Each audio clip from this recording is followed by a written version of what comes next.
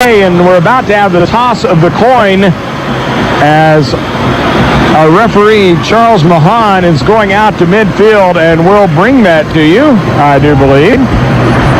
As let's check down to the field as our captains are shaking hands right now. And we hold for just a moment as all the pleasantries being exchanged. We're just moments away from kickoff, Highland Park and Heritage. Here we go. There's a coin. This side's heads. That side's tails. All right.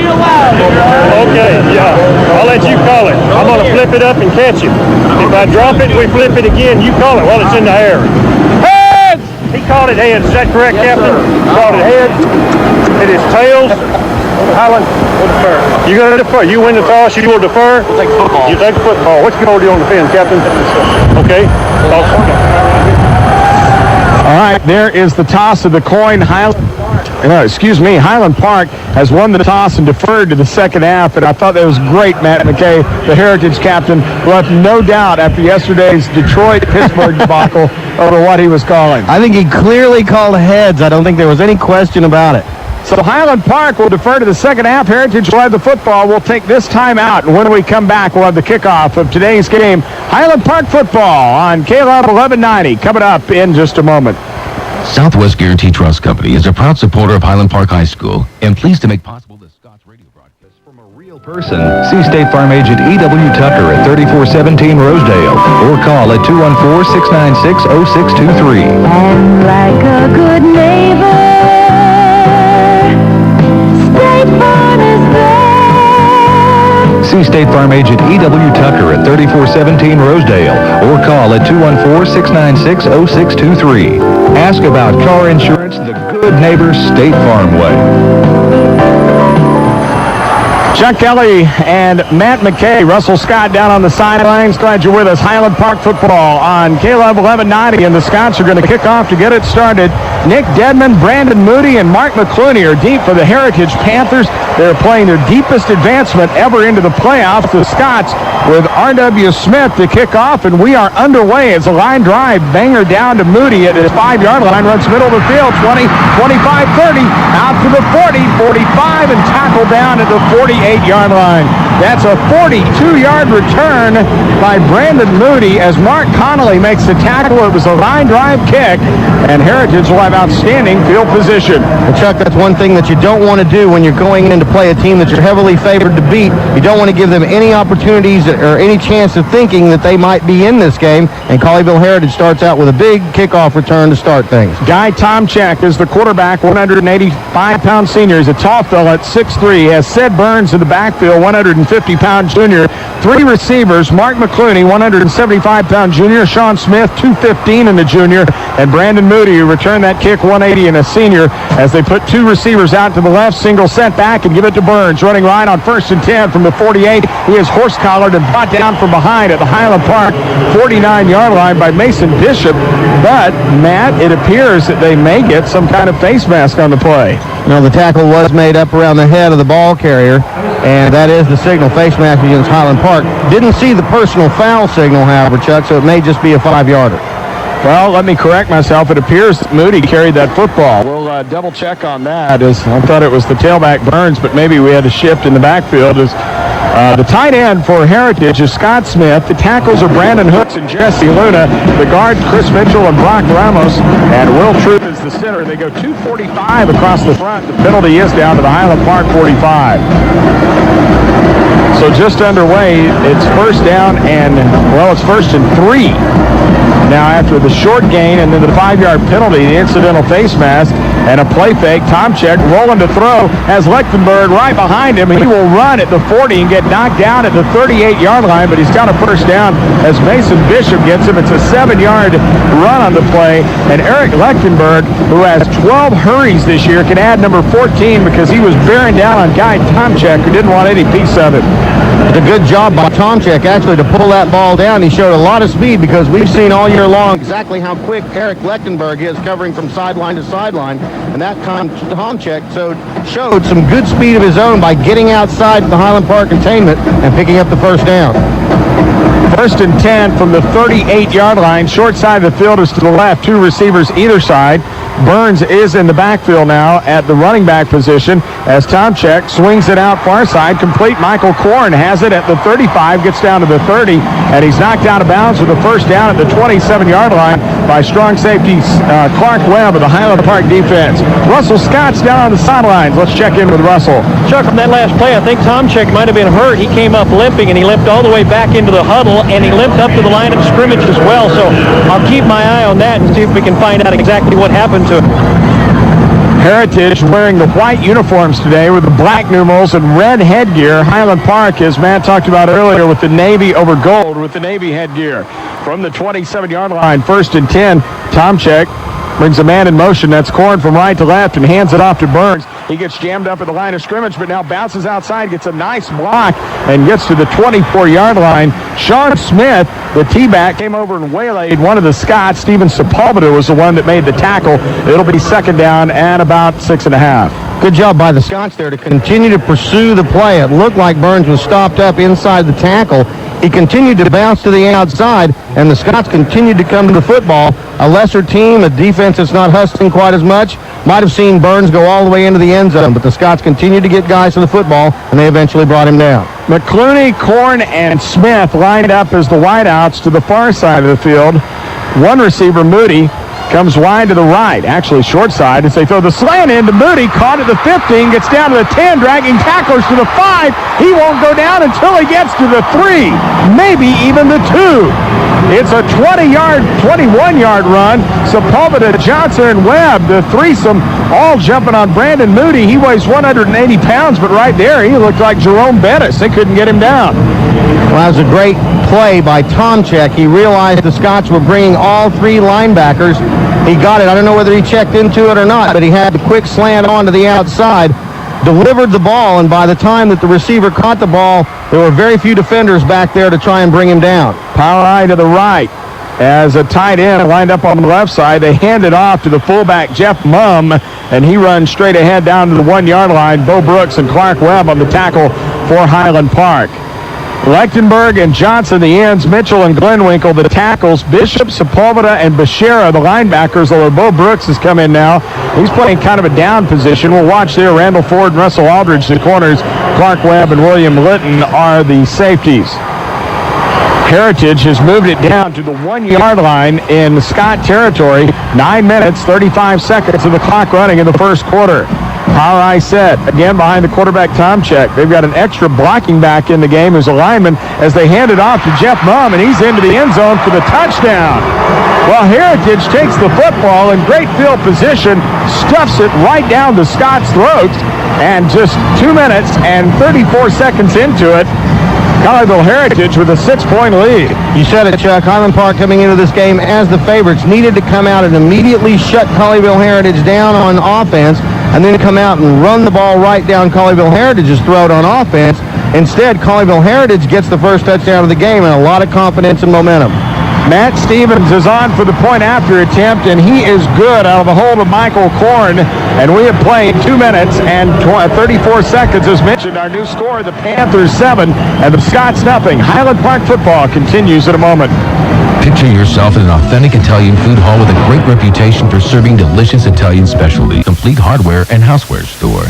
Sharp Hardware has served the Park City since 1942 as a place where you can get whatever you need in one quick convenient stop. Shop our store 260 Preston, Forest Village. We're happy to help you. Sharp Hardware sets the standards and convenience from your family-owned and operated True Value Hardware store. Go Scots. From Sharp Hardware, open 7 days a week. Matt Stevens' kickoff jumps through the hands of Highland Park's Marshall Smith, who takes it back at the 8-yard line and returns up to the 14 with a flag thrown right at the end of the play. As for Heritage, the tackle made on Smith by Brandon Moody, who is doing everything on the special teams today, and now we'll check the marker. Officials conferring, and we will get the call, which is going to be illegal block against Highland Park, so things not starting well for the Scots. Let's introduce the Highland Park offense, averaging 345 yards a game. The quarterback is Ben Brasso, 737 yards rushing and 12 touchdowns, including 5 last week. 23 of 65 passing for 35%, 639 yards, 8 touchdowns. He's been picked off 3 times through the airways. Brasso with one TD pass last week to Matt Motts, his favorite receiver.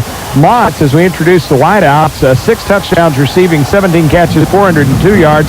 And Warren Lee also in at a double wing set here on first down. Taylor Bennett and Bobby Holland in the backfield. Brasso back to throw. Now counters from the end zone. Going to go deep ball downfield. And it's overthrown out at the 40-yard line to a wide open receiver as Taylor Bennett was streaking untouched. Jeff Bum was the one that was beaten on the coverage.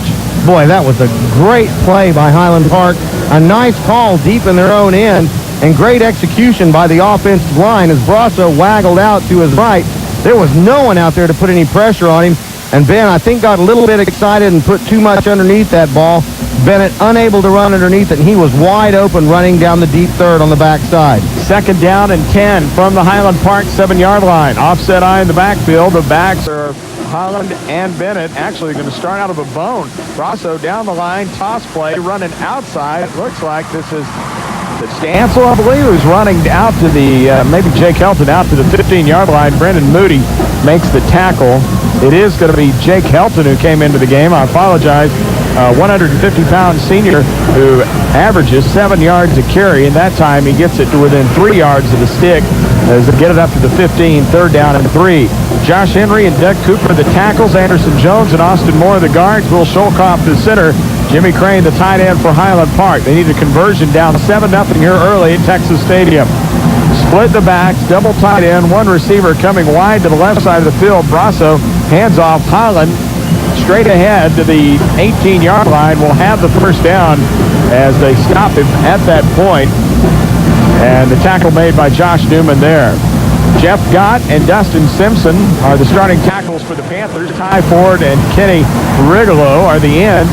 The middle linebacker is Joe Quinn. The outside linebacker is Ryan Stevens and Ricky Cardillo. The cornerbacks, Jake Baluna and Mike Jeter. The free safety is Brandon Moody, who we've seen enough of already to last us a whole game, and Jeff Mumm, the strong safety.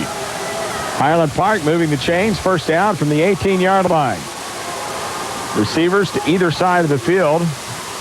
Have Motts lined up short to the left. Brasso going to option this way. Down the line, has the block, 25-30, into the open, at the 40, 45. One man to beat at midfield. Cuts back against the grain and knocked down at the Heritage 43-yard line. That's a 39-yard run. Brandon Moody and Nick Dedman were the last ones back. But there goes old Crazy Legs. Ben Brasso gets a huge gain there. Great execution by Brasso as he really rode the fake into the line. And the Colleyville Heritage front seven bid on that dive fake. And when Brasso got to the corner, there was no one there to defend him, and he was off and running. 7:45 to go first quarter. Panthers over the Scots, 7-0, but HP with its first possession on the march to the Heritage 43. Wing set is to the right. Now they totally switch the strength of the formation, wind up with a double wing set. Bennett, the only man in the backfield, start Holland in motion left, give it to Bennett, has room at the 40, runs hard into a tackle at the 36, and is down to the 35. Ricky Cardillo, weak side linebacker on the tackle for Heritage, but it's a nice gain on first down of about 7.5 yards. The Scots will be looking at second and short as Kurt Meyer brings into play from the near side. Cardillo got a little help that time from the back judge, who happened to be standing right where Bennett was running, and was like a deer in headlights. Couldn't get out of the way of Taylor, and he and Cardillo combined to bring Bennett down. Scholkoff trips over Brasso. He comes out of the huddle. Now he's over the football. He's ready to go. Nothing bruised but his ego, perhaps. Second down and 3, just outside the 35. Brasso opens left to option, fake the pitch. Now keeps and cuts up down to the 31. It's a gain of 4 yards for Brasso and a first down. Rigolo makes the tackle. Brasso with a nice job of deception. It's like, I'm doing this. Oh, whoops, sorry, I'm not. Exactly, and we talked about how Heritage needed to come out and make something positive happen for themselves to make them believe that they have a chance to win this football game. They did their part by coming out and moving down for a touchdown on their first possession. Highland Park doing its part now to come back and counter that touchdown and sort of even out the momentum. Scots first and 10 from the 31. Broken wishbone behind the quarterback, Brasso. Wing Lee is to the left, and we get a jump from the left guard, Josh Henry, actually the tackle, who sprung for it, and that will cost 5 yards to the Scots. Bring out first down and 15. I think you can probably name on one hand the number of times that Highland Park has done that this year, where they've been up to the line of scrimmage, calling the snap count, and suddenly a lineman inadvertently comes off early. And like I said, the Scots pride themselves on discipline. You haven't seen that a lot this season. could ill afford to see it there. Third penalty against the Scots for 18 yards. Highland Park again with one back in the backfield on 1st and 15 from the 36. Bring Holland in motion to the left. Fake the handoff to Bennett down the line. Toss Holland. Get in the corner in the left sideline inside the 35 down to the 31. Jeff Mum bumped him out as they get back the yardage lost on the penalty, and it will be 2nd down and 10.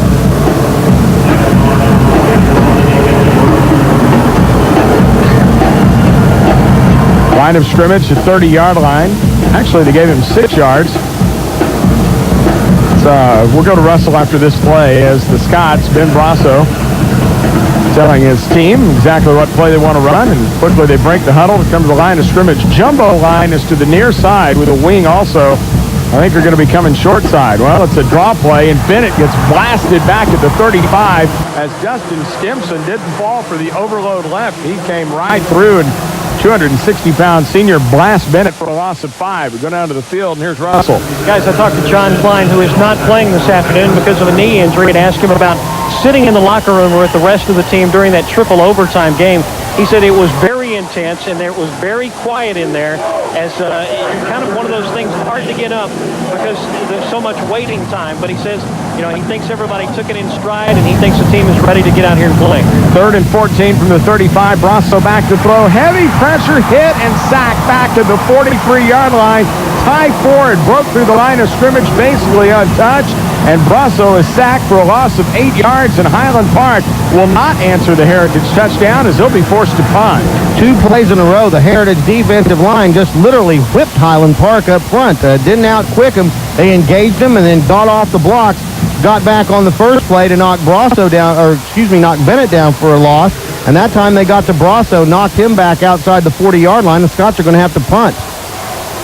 Michael Korn standing at the 10-yard line to receive this punt of Lance Bickley, who averages 35 yards on 4 kicks last week. And here is a line drive punt that is going to hit down at the 15. Take a Highland Park roll inside the 10 and goes out of bounds at the 2.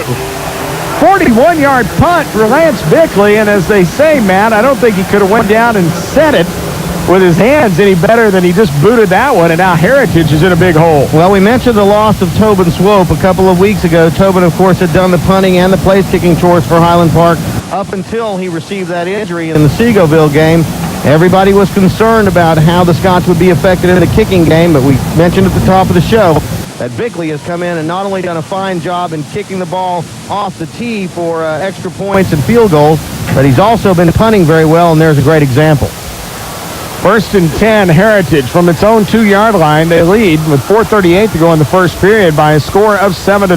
Tomchek under center, tight end to the right side. 2 men in the backfield. They hand it to Mum, and he runs right into the back of Ryan Johnson, actually in front of Johnson, who jumps on his back, knocks him down after a gain of about 3 yards. Russell staying busy. Down to you. Guy Tomchek had his left ankle taped up last time he was on the bench a moment ago. A couple of his teammates came over to check on him. He said he's doing fine. They taped around his shoe, and he told everybody that he's okay. So we'll watch that left ankle. That's what he hurt on that very first series here this afternoon. That's sort of an indicator, Chuck, of the degree of the sprain there. If they take the shoe off, cut the tape job off, and redo it, you know it's pretty significant. If they just go back over the shoe, it's a slight sprain. 2nd down and 6. They call it the 6 officially. Hand off to Seth Burns, and he gets ridden down by Spencer Glenwinkle as he gets out to the 9-yard line. It's a gain of 4 yards on the play. 3rd and short coming for the Panthers. Colleyville Heritage doing a great job up front. The Scots were really concerned this week about the Heritage offensive line. Scott Smith said they averaged about 270 across the front. I think when you do the math, it's closer to 245, but in any case, Colleyville Heritage obviously with a substantial offensive line capable of moving people off the line of scrimmage. The Scots have played big lines all year long and fared very well. So far, Heritage getting the better of them. They've got to hurry and get the play off. First 3rd down of the game, 3rd and 3 from the Heritage 9-yard line. Hand off to Mum, and he will run straight ahead across the 10 out to the 13-yard line, and he's stopped by Clark Webb and Randall Ford. And from where they have it spotted, good enough to move the sticks. First down for Heritage. After this game here on the mighty 1190 K-Love AM, we'll have more football from Floyd Casey Stadium in Waco. No, not you and I, Matt. We're done here. Matt thought for a second, folks, we were going to do Stephenville and Tampa. No, that will not be the case. Lake Highlands and Austin Westlake with Bill Coates and Mike Zaputo on the play-by-play. Here's a deep handoff to Seth Burns. Spins out of a tackle as he goes middle of the field, 15 to the 20. We'll get out to the 23. That's going to be good for another first down, 10-yard gain as Bishop and Ford on the stop for the Highland Park Scots. Well, Highland Park had it in their minds before this game that they were playing a softer team in Colleyville Heritage, a team that they had beaten 49-0 and 35-21 and sort of pushed them all over the field in two previous meetings. They have certainly gotten a wake-up call here in the first 9 minutes of this quarter because Colleyville Heritage, in my opinion, Chuck, has dominated. They came out, had a great kickoff return to start the game, then finished it off with a nice 52-yard drive to take the lead. The Scots came back and looked like they were going to come back and answer right away, but then 2 tackles for losses put the ball back in Heritage's hands at their own 2. They've since been able to move it out to the 23-yard line. They've just picked up another first down. Everything going the Panthers' way here in the first 12 minutes. The ball is at the 23-yard line. Charles Mahan obviously did not trust me as he had to call in the chains. I don't know why they do that. I believed you, Chuck, all the way. Thank you. 1st and 10. Single setback, 2 receivers to the right, and a double tight end set. Man goes in motion, McClooney from right to left, deep handoff, looking for room far side, trying to bounce outside for the Heritage Panthers is Brandon Moody, and he gets knocked down at the 27-yard line. Russell Aldridge is there. Actually, they mark it now up at the 28, so give him another yard. It'll be 2nd down and 5 for the Heritage Panthers. Aldridge did as good a job as he could do from his cornerback spot that time, and it looked like the Panthers had designed that play just to try and isolate a cornerback out there. The Panthers have a lot of plays that they're running here in the first quarter that are quick hitting and quick developing, trying to eliminate Highland Park's sideline-to-sideline speed, take it out of play, and get guys isolated right away, and perhaps they can break a big play. Timeout on the field, called by Heritage. 1:52 to go in the first quarter. Highland Park football continues in a moment. And also pitched for the Longhorns and net bankers in person. Call 1-800-NATIONS or stop by Nations Bank and see how easy banking can be. Is that an amazing concept or what? Nations Bank N.A., member FDIC. 2nd down 5 from the 28-yard line in Heritage territory. Chuck Kelly, Matt McKay, and Russell Scott down on the sidelines. Glad you're with us. Heritage with a 7-0 lead, sending 3 receivers out to the left side. Tomchek calling the signal, brings Korn in motion now to the right, and a deep drop for Tomchek. Pumps once, goes deep over the middle, and the pass is incomplete just off of Korn's hands at the Highland Park 40-yard line. He had the coverage of William Litton beat by a step. Korn had gotten behind Litton, and that's a play that we wouldn't even have seen an opponent put in their playbook as they went into a Highland Park game in the regular season, because Tobin Swope was there and people just didn't throw down the middle. Now with Swope gone, they're willing to test the Scots deep and down the middle, and that time Korn was there and open and had the ball glance right off his fingertips. The ball is put down just outside the 28-yard line in Heritage territory. Here comes a 3rd down, 3rd and 5. Converted the only one they've tried so far. 3 receivers to the near side. Quick pass caught at the 30. They'll convert another. It's out to the 35, and down there is Korn. Lost the football as Mike Bashera popped him, but the play was already blown dead. It's a gain of 7 and another first down for the Heritage Panthers. Chuck, I don't think that was the play that Heritage called. I think that Tomchek came to the line of scrimmage and saw the Scots in a cover 2 back in the secondary, sort of an umbrella with all 4 players in the secondary back off the ball, came out with a double slot, and as soon as he recognized the Scots defensive coverage, he hooked up on the quick curl route with the slot man, and there was no one there. The cushion was too great, and no one there to stop him in time to prevent him from getting the first down. The ball is parked on the right hash. 1st and 10 as we're down to 1:15 to go in the first quarter, and they're going to run the pitch reverse. Looking for room, Mark McClooney going toward the left, and he gets rattled down by Eric Lechtenberg, and there's also a penalty flag down at the 38-yard line. It's a gain of 3, and we might have had an illegal block. Yeah, Brock Ramos, in his desperation to try and keep Mason Bishop out of the play, got him from behind. I believe that's going to be a clip, and it is. In fact, the old-fashioned clipping signal is given. That's the first penalty of the afternoon against Colleyville Heritage. What exactly would one of those new state-of-the-art clipping signs look like? Well, they just don't call it anymore. They call it always illegal use of hands or push in the back or something like that. Hey, when you hit a guy from behind, it's clipping. Okay, Ed, you're not doing very good here today. Hey, I thought that was a pretty good explanation. Clipping was when you hit a guy from the back, and that's a penalty also. I never could understand how you would get called for that. I mean, you don't, if you see a guy's number from behind, you just don't throw the block. Simple as that. Ed McMahon, like, Ed and Johnny sidekick going along with humor, even if it's bad. First down and 27 from the 19-yard line. Tomchek back to throw, fires a bullet, complete. Sean Smith, the 28, gets out to the 31, and he is knocked down by Mike Bashera. Sean Smith, big fella at 215 there to pull it in. It's a 13-yard gain. Right now we're seeing the benefits, the twofold benefits of punting a team deep into their own end. The first thing, obviously, that you want to do is keep them pinned there, get them 3 and out, force them to kick, get good field position. The other thing is they have to move 98 yards, 90 yards, or 85 yards for a score. More that an offense comes to the line of scrimmage and takes snaps, the more plays they run, the more opportunities they have to make mistakes or pick up a penalty, and that's what's happened to Heritage on this series. Tomchek has been sharp, 4 of 5 for 52 yards, 2nd and 15 from the 31. Fakes right, tosses back over the middle, incomplete, looking for McClooney, and that will stop the clock as William Litton was on that coverage with 15 seconds to go in the first quarter. Panthers still leading the Scots by a score of 7-0. Scott's getting a little more aggressive defensively and blitzing on almost every other play. That time Mason Bishop was back in the backfield again. Forced Tomchek to hurry and throw that ball before he wanted to. That forced the incompletion. So they'll spot it.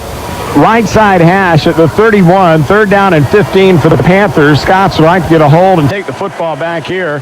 So we get near the end of the first quarter. Scots are showing max blitz. Bourne goes in motion out to the far side. They'll send only 4, and they toss a quick pass, complete left side, but a great job. McClooney gets knocked down by Mr. Russell Aldridge. He's the fellow who did the great job, and it'll be a 4th down opportunity here for the Heritage Panthers. And it looked like the referees could have called another clip there or an illegal push in the back, whatever you want to call it. But actually the man that had come out to try and block Aldridge shoved him right into the ball carrier and helped him make the tackle. That's the end of the first quarter of play with the score Heritage 7, Highland Park nothing. Back with the second. 214-521-9991, and your order will be ready in no time. Preston Road Pharmacy, 6901 Preston Road in the Park Cities.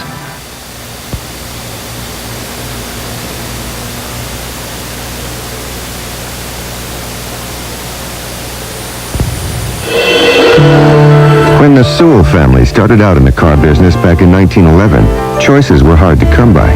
The only model they were able to offer their customers was the Model T, and the only color it came in was black. Today, as the Roger Meyer Automotive dealerships become Sewell dealerships, we are able to offer car buyers a number of outstanding choices. Cadillac, Lexus, Infiniti, Oldsmobile, Pontiac, and GMC. The most exciting cars and trucks on the road today. And not only do we now have more brands to choose from, we have more locations to choose from. We are proud to add the new Sewell Cadillac, Sewell Oldsmobile, and Sewell Infiniti on LBJ Freeway. As we continue to grow, one thing stays the same: our commitment to providing the best sales and service experiences for our customers. Come see for yourself at our new dealerships, Sewell Cadillac, Sewell Oldsmobile, and Sewell Infiniti, LBJ Freeway just west of the tollway. A 47-yard punt at the end of the quarter gives Highland Park the ball from its 28, and a first down handoff to Bobby Holland, and he gets 7 yards out near the 36. And we'll give Highland Park a 2nd down coming here from the 36. Chuck Kelly, Matt McKay here at Texas Stadium in Irving. Highland Park trailing Heritage by a score of 7-0. Opening drive went for points for the Panthers, and Highland Park has had the ball just once and was unable to score. Down the line right, it is going to be an option play. Brasso fakes and then keeps down the line and will turn it up across the 40 to the 45 and gets knocked out of bounds by Brandon Moody again, as it's a gain of 13 yards to the 49 and a first down for Highland Park. Chuck, I haven't been able to put my finger on it yet, but Highland Park has come out and done something different with their alignment right now, and they're forcing Colleyville Heritage to match up in gaps where the Scots want Colleyville Heritage to line up, and they're getting alleys to run. Let me see if I can't concentrate a little bit and figure out what they're doing here. All right, the line of scrimmage is the Highland Park 49-yard line. Bobby Holland lined up as a single setback. Motz is the wing to the left, and Brasso, after faking to Holland, will keep it up over left tackle across the 45-yard line in Heritage territory as Cardillo and Mom bring him down. So it'll be second down and short. Clock running 10:40 to go in the first half, and a very quickly played first period plus minute and a half. Well, I think the only difference between what the Scots are doing now and what they were doing previously is they're just getting after it a little bit now. They're coming off the line of scrimmage and they're knocking some guys down and knocking them back off the line of scrimmage. Of course, that's going to help any offense. And I don't know. I think maybe the Scots came out a little bit tentative after that long delay, and now they seem to be hitting their stride. Nearling the wide out to the left, bring a man in motion. It's Highland, and Brasso going to drop back to throw and fires deep over the middle looking for Motts. He laid out, and it's incomplete at the 10-yard line. Almost an outstanding catch. Intended Motts. Brandon Moody was back on the coverage. Brasso's had a little bit too much zip on those 2 long passes today. Well, I think that's part of what we just talked about. Of course, for those of you that are just joining us, we had the long delay as Greenville and Grapevine went into triple overtime in the game before this. Both teams had to sit in the locker room and sort of stew in their own butterfly juices, and the Scots, I still don't think, have settled down like we'll see them here as the game goes along. Third down and 4, just inside the Heritage 45-yard line. Single setback is Highland. Bennett on a wing. Fake to Highland. Brasso will keep, and he will run for the first down inside the 40 to the 38. First guy that had a hand on him was Cordillo, and Mum was the one that finally finishes an 8-yard run for Ben Brasso. Brasso starting to find room to run now as he gets to the outside. We talked about the offensive line doing a better job on this possession. Brasso hasn't had to go to his second or third options by handing the ball or pitching the ball in the corner because he's finding room to run straight away, and he's taking advantage. The ball is spotted down at the 38 in Heritage territory, down to 9:50 to go in the first half. Scots again on a march. They were impressive on their first possession. Likewise here on the second. Bennett, the only running back, as Brasso back to throw as a man on him. Now spins away, will be able to get the pass off, but incomplete to Motts down at the 20-yard line as he threw it a little bit short, and Brasso is hurt back behind the play. Well, he got slammed down to the ground, and you could see his head bounce off the ground. And I think he's literally shaken up in the head, so to speak. Got his marbles rattled around a little bit up there, and hopefully it's a situation where he'll be able to shake the cobwebs loose and continue. But right now there are several members of the training staff, including Highland Park head coach Scott Smith, out to look at him. Well, Warren Lee will get a chance to come in, it appears, here as they are looking to Ben Brasso to give us a chance to tell you. Just a reminder that football coming up later on tonight right here on the Mighty 1190. We'll have the Lake Highlands Wildcats and the Chaparrals of Austin Westlake with Bill Coates and Mike Zafuto as soon as this one's over. So you Lake Highlands fans that are already tuned in, ready for that game, we'll go right to it after we're done. You know, Chuck, think about it. As we've done these Highland Park games this year, we've seen Ben Brasso take some wicked shots, and each and every time he's been able to pick himself up off the ground until this one. And, boy, I think that just tells you a little bit about the intensity with which Colleyville Heritage is playing here in the first half. Lee has rushed for 112 yards this year and scored a touchdown on the ground. Passing-wise, 8 for 14 for 152 yards. He's a 57% passer, much better numbers than Brasso throwing. He has a touchdown and an interception right now, called 2nd and 10 at the Heritage 38-yard line. Split backs behind him, goes down the line left after faking to Highland. He will dance inside the 35 and get down to the 31-yard line. It's a gain of about 4 yards. Josh Newman and Jeff Mumm on the tackle, so Lee gets his feet wet with a gain of first of about 6.5 yards. Brasso is still on the bench with his helmet off, so it's not going to be just a one-play stint here for Warren Lee. It's going to be up to him to drive the Scots the rest of the way.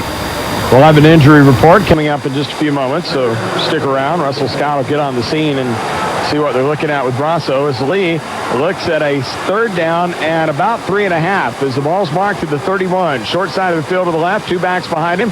Starts down the line. Lee going to keep 30, 25, left sideline, gets down to the 21, and we get a flag at the end of the play as Dedman made the tackle, and then they throw the hanky right at the end. It's got to be something defensive, I would believe. It's an 11-yard gain for Warren Lee, and will there be yardage tacked on? There will be a personal foul against the Panthers. Yes, there will. Mike Jeter apparently was the guilty fellow over on the other side that might have hit Lee late. Is that what you think it was, a late hit? I couldn't figure out what in the world. He threw the flag with purpose and venom as he lifted that thing up in the air. He saw something very clearly. Ben Brasso's coming back in. Let's check in with Russell. Yeah, guys, I think he just got his bell rung pretty good. He came over, the doctor looked at him, gave him a few tests, looked in his eyes, and asked him to say a few things, and they say he's going to be fine. He told everybody he was okay, ready to go. Then he picked up his helmet and went and ran back out onto the field, so I think he's going to be good to go. Half the distance penalty gives Highland Park the ball, first down, and they can get a first down without a touchdown as they're just a smidgen outside the 10-yard line. Holland, the fullback, fake Brasso, keeps it, gets hit immediately down at the 8-yard line as Mike Jeter was in there on the tackle along with Ryan Stevens and Joe Quinn. So it didn't take the man to get drilled one more time talking about Brasso. I'll tell you what, I'm very impressed with Colleyville Heritage here in the first half. Not just the fact they have a 7-0 lead, but the fact that they have come out here tonight and played attacking football. They have not shown any fear or any sort of intimidation. The fact that they're playing Highland Park or somebody that has such a fine tradition, and they have come out here and they have really gotten after the Scots. Lee and Mott's wideouts left and right as they have one running back behind Brasso, takes the snap, fakes to Holland, and will carry down to the 3-yard line. Stevens was there on the tackle for Heritage. We've seen that play many times tonight where they let the first guy go through and then Brasso follows right in behind him. And I brought up Heritage's scrappiness, if you will, just to make a point, because Kenny Rigolo, after the last play, was involved with Doug Cooper after the play, sort of a little bit of shoving around, and the Panthers aren't afraid of Highland Park. There's no question about that. The Scots are going to have their hands full, I believe, for the rest of the night. Scots are 3 for 4 on third down conversions. It is 3rd down and 3 from the Heritage 3. Split backs behind Brasso. Down the line, option Bennett. He can walk in. Touchdown Highland Park as Taylor Bennett gets his 15th touchdown of the season. Perfect read by Brasso, and the boys are on the board. Great drive from Highland Park, and how critical was it that Warren Lee, who has alternated, been a second-team quarterback, that type thing, comes in spot situations. How important was it that he was able to come in, no fumbles on the snaps, no penalties on the cadence, none of that. The Scots didn't miss a step. Brasso comes back in, and the interchangeable parts for the Scots help them get into the end zone on this drive.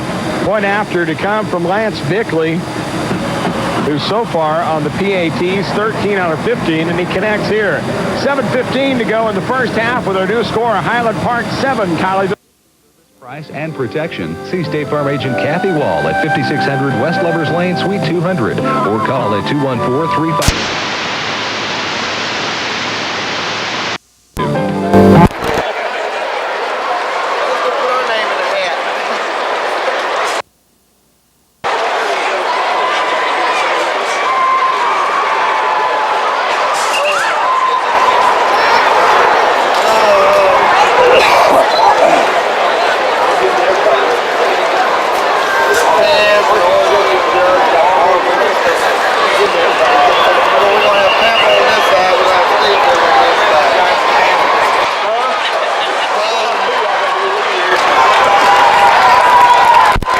Preston Forest Village. We're happy to help you. Sharp Hardware sets the standards and convenience. From your family-owned and operated True Value Hardware store, go Scots. From Sharp Hardware, open 7 days a week. 7-7 Highland Park at Heritage as we welcome you back to Texas Stadium. Tonight's game brought to you in part by your State Farm agents that support the Highland Park Scots, Kathy Wall and E.W. Tucker in the Park Cities, and our very own godfather, Bob Redding, up at Coyne and Legacy in Plano, proud to support Highland Park football. As HP back even in this one, things getting a little bit more restored as Mr. Bickley approaches and kicks a squibber that is knocked into the air and then picked up by Korn at the 30-yard line. And he's knocked down immediately at the 32-yard line. That was Michael Korn who snagged that bullet kick and is finished off by Justin Bright, who is a backup cornerback for the Highland Park Scots. Now, the first half has been big for Highland Park this year. They've outscored the opposition 238 to 105. That's more than double the count. So Highland Park right now is behind schedule on that front. Even 7-7. We got 7:08 to go in the first half, and we see Mr. Guy Tomczyk back out again as we also have an offset eye in the backfield and a deep handoff going to Seth Burns, and he will cross the 30-yard line out near the 34 and is finished there by Bo Brooks and Eric Lechtenberg. Burns will get a gain of about 3 on the play. More football coming up tonight. We told you about Lake Highlands and Westlake. We're not done. Tomorrow, 12:30, from Dick Bivens Stadium in Amarillo. It'll be those hot South Grand Prairie Warriors taking on the Amarillo Golden Sandies. Scott Harrison and Doug Anderson of the Texas State Network on the call. And of course, I'm wondering, is South Grand Prairie going to wear their khaki pants? Second down and 7. Play fake. Pass over the middle and a slant caught at the 45-yard line and a first down. Korn got belted. I'm sorry, that was Moody, rather, who got hit hard by Bishop and Webb. It's a gain of 11 yards, but Brandon Moody has been an outstanding player for the Panthers today. When you're a team like Colleyville Heritage coming into a playoff game like this one and you're an underdog by, maybe 2 touchdowns if there were such a line, the one thing you want to do is find a reason to believe, and we talked about that at the beginning of the show, and Colleyville Heritage came right out and found those reasons with a long kickoff return and then taking their opening possession in for a touchdown. And now I think that they believe that they can play with Highland Park, and if they go into the halftime locker room trailing by 7 or less, they have to feel good about where they are. Flag thrown before the play, and let's unsort this as it's not a delay, and I didn't think they'd actually set to have a motion. Well, I agree with you, Chuck. The back judge, the man who would normally throw the flag for a delay of game penalty, is the one that threw it, but there's 4 seconds left on the play clock. Well, they say illegal substitution against Heritage, but I thought I saw 11 players on the field. There's still 11. I have no idea. Well, the Heritage coaches aren't arguing about it, so they must feel like that the call was at least fairly accurate. From the 40-yard line, by the way, Moody, talked about him. He has 25 catches, 501 yards coming into this game as a swing pass near side caught by Korn at the 40, gets knocked down up at the 43-yard line. It's a gain of 3 on 1st and 15. Bishop and Glenwinkle there to corral him for the Highland Park Scots. So second and long comings. They just tried a little quick pass to get back what they lost on the flag. That wasn't a good job by Korn that time. The reason that Colleyville Heritage wants to run that play is because, again, Highland Park secondary is back in that umbrella or cover 2 cloud look.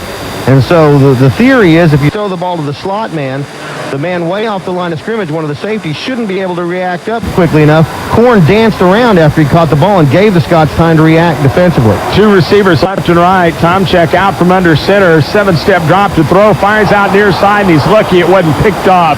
At the 50-yard line, it was Mason Bishop hanging around out along with Clark Webb as they tried to cover the receiver intended, at least on the near side, Michael Korn for Heritage, and it goes for an incompletion. It looked like Webb might have had that interception had Bishop not gotten a handout and deflected the pass, but hey, anytime you can get 2 defenders around the ball covering a receiver and knock the ball away, you got to be pleased defensively. Clark with a team-high 5 interceptions, probably saying to Mason, look, you're a linebacker. You hit people, you hurt them. I catch the ball. Get away. Third down and 12 from the Heritage 43-yard line. The Panthers are 2 for 3 on third down conversions. 2 receivers to either side again. Very deep drop for Tomchek. He's going to go deep ball over the middle down at the Highland Park 20. It's incomplete. Intended receiver was Mark McClooney, and the coverage from Russell Aldridge, that senior left quarterback who stepped in and fared well. He batted it away. 4th down, and Heritage will have to punt. Boy, Aldridge really couldn't have played that any better. It looked for a moment like the receiver had gained a bit of a step on Aldridge, but he was right there in his back pocket, and right as the ball arrived, he punched his arms through the ball and knocked it loose for the incompletion. A great play by Aldridge. Sean Mackey back to punt. He fires this one to Bennett, who feels it over the shoulder at his 12-yard line. Runs back out to the 20 and knocked down at the 25. It's a 45-yard punt and a 13-yard return, and Highland Park will have it 1st and 10 after that tackle by John Arita of the Colleyville Heritage Panthers, and Highland Park with 4:49 to go in the first half with it 1st and 10 at the 25, and Ben Brasso back in at quarterback. Brasso, 8 carries, 70 yards so far tonight, and he was 0 for 3 in the passing category. Scott's going left to right here in the second period. Double wing set. Holland, the only running back behind Brasso, who has a wideout. Split out to the left. That's Warren Lee. Turning option down the line. Brasso eludes a defender with room. 30, 35. Thought about pitching. Now says, psych, I'll keep it. 40, 42. Lost the football, and it's right into the hands of one of the Heritage Panthers, and they've got the turnover. My, oh, my. high. It's picked out at midair by Jeff Mumm as Brasso was about to make a wonderful play. Instead, it turns into a miscue as a 17-yard gain results in a fumble. You mentioned it, Chuck. Brasso was doing everything right and actually made a great move when he faked that pitch.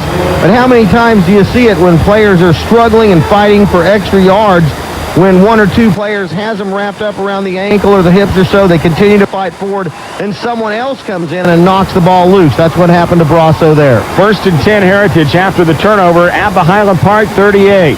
Deep handoff on 1st down, and running straight ahead goes Mumm to the 35-yard line, maybe the 34, as Jeff Mumm out of the backfield gets tackled by Highland Park's Tom Woolsey, backup right tackle.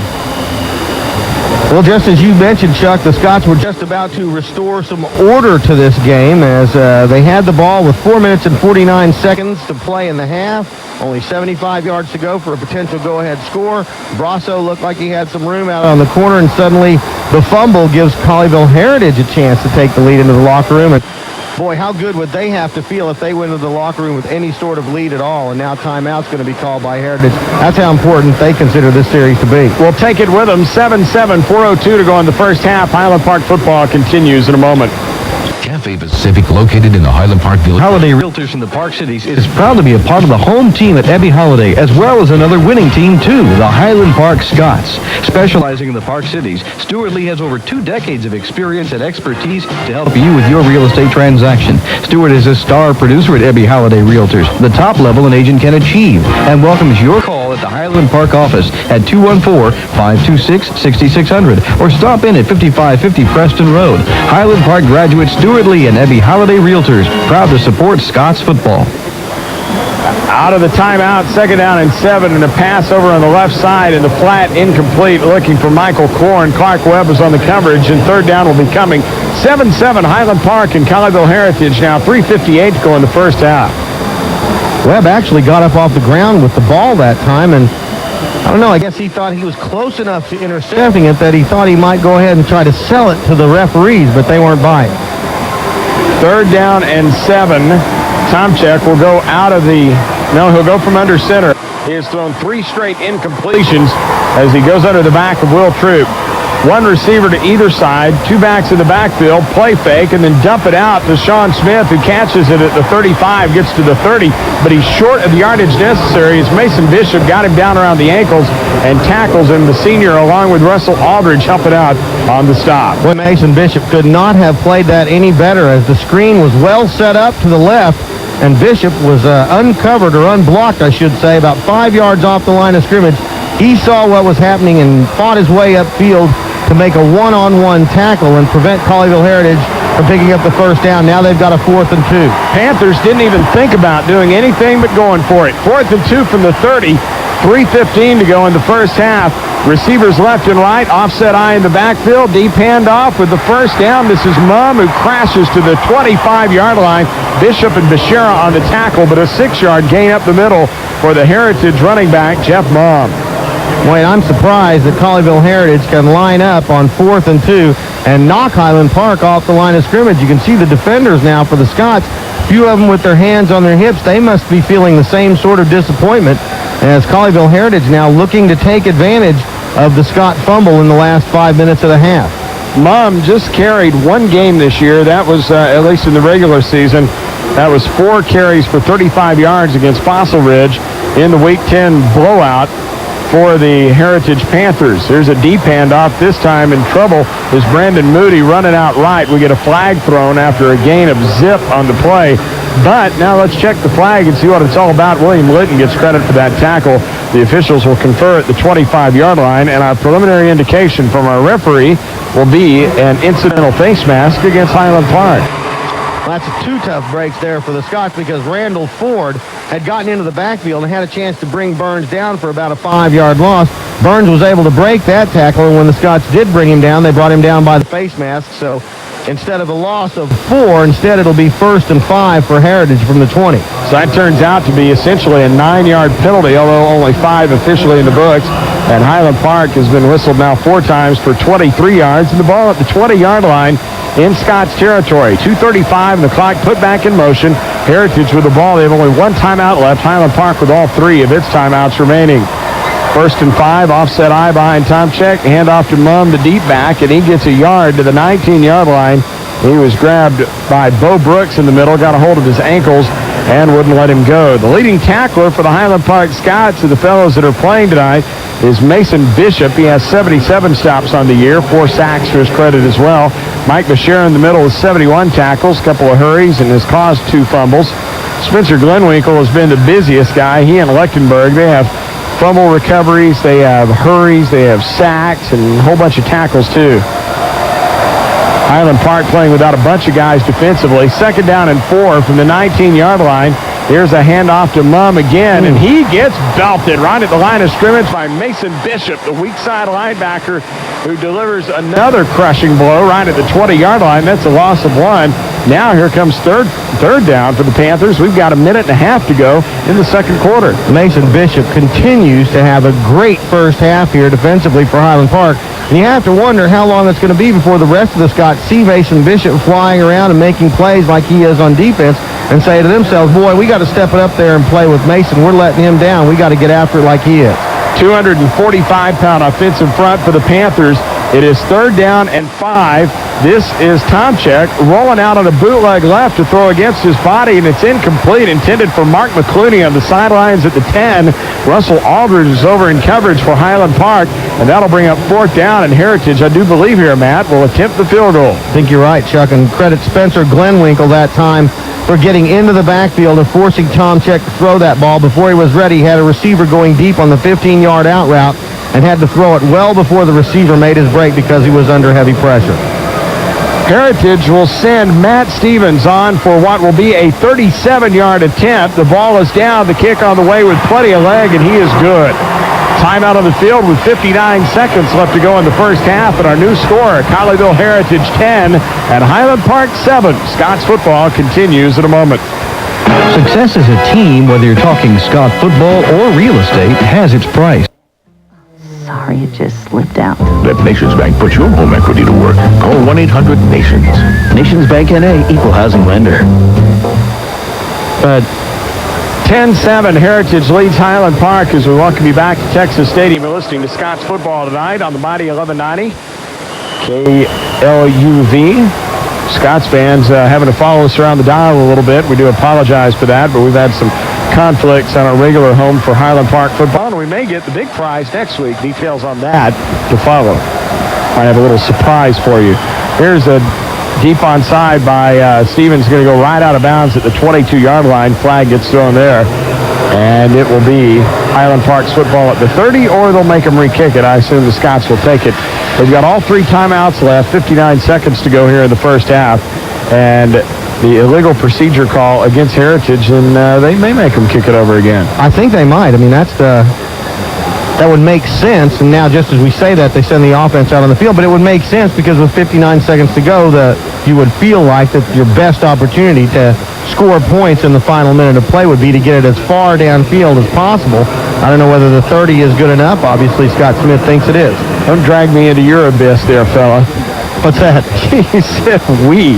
Who's this we? By the way, I've got a mouse in my pocket. Exactly. And speaking of that, you're wearing your South Grand Prairie khaki pants, I see tonight. I am. I don't have on the crimson on top.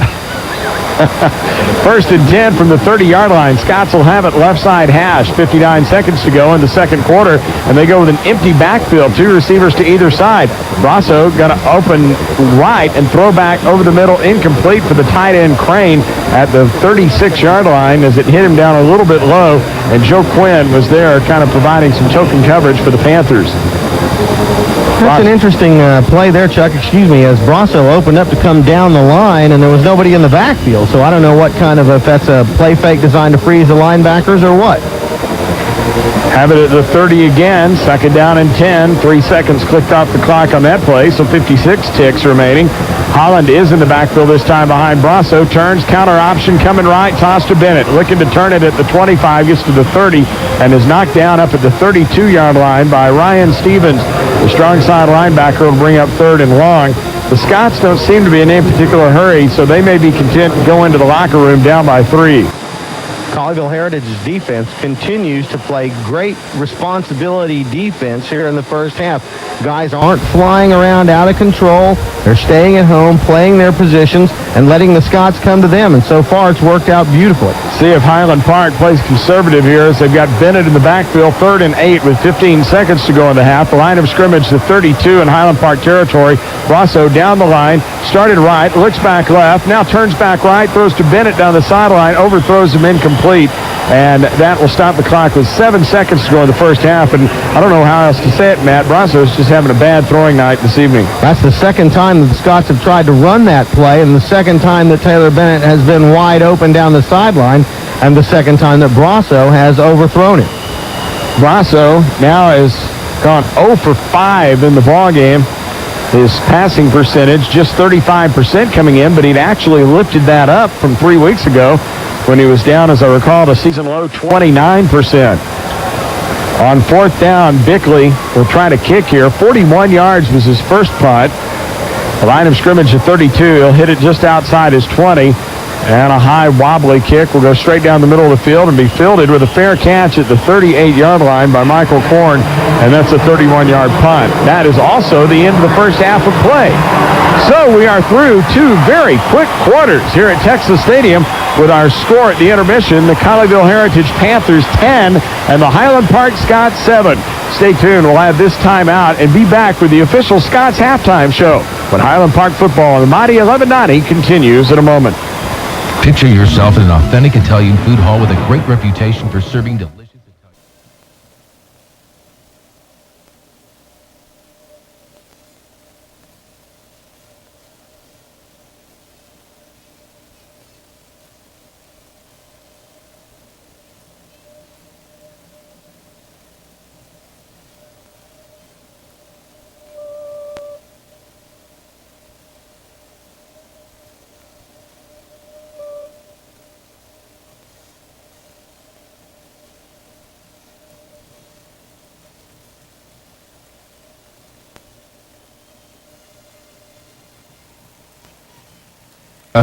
South Lake Carroll is also a team that we have played over the last couple of years. Any preferences on who you'd like to play or where? Well, since we've already played Sherman this year, I think I'd like to go ahead and play them again because we know what they're going to do and we know what they have. And in South Lake, we played before, but they're not the same team they were last year. So I prefer to play Sherman.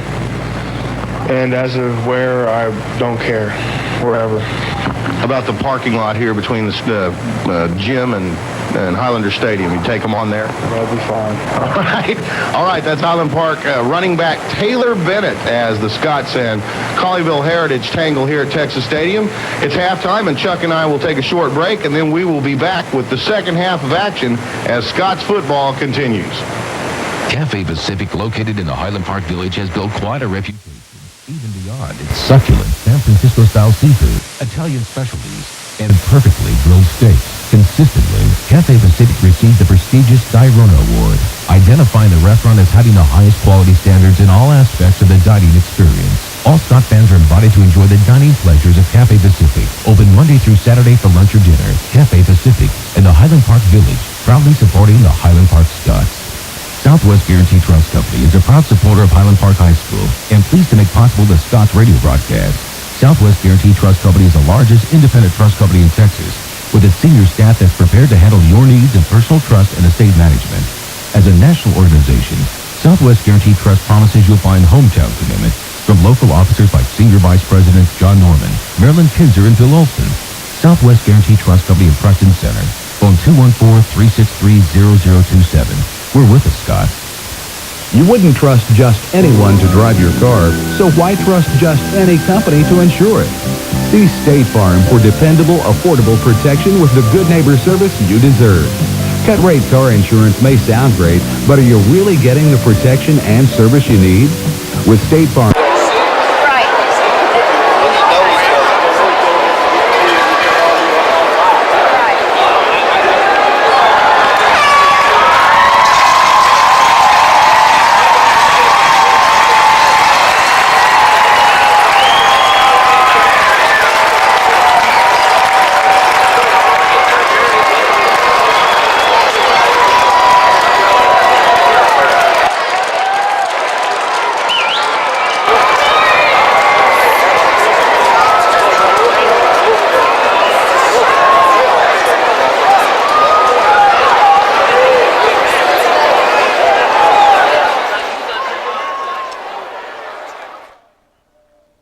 7 at the break.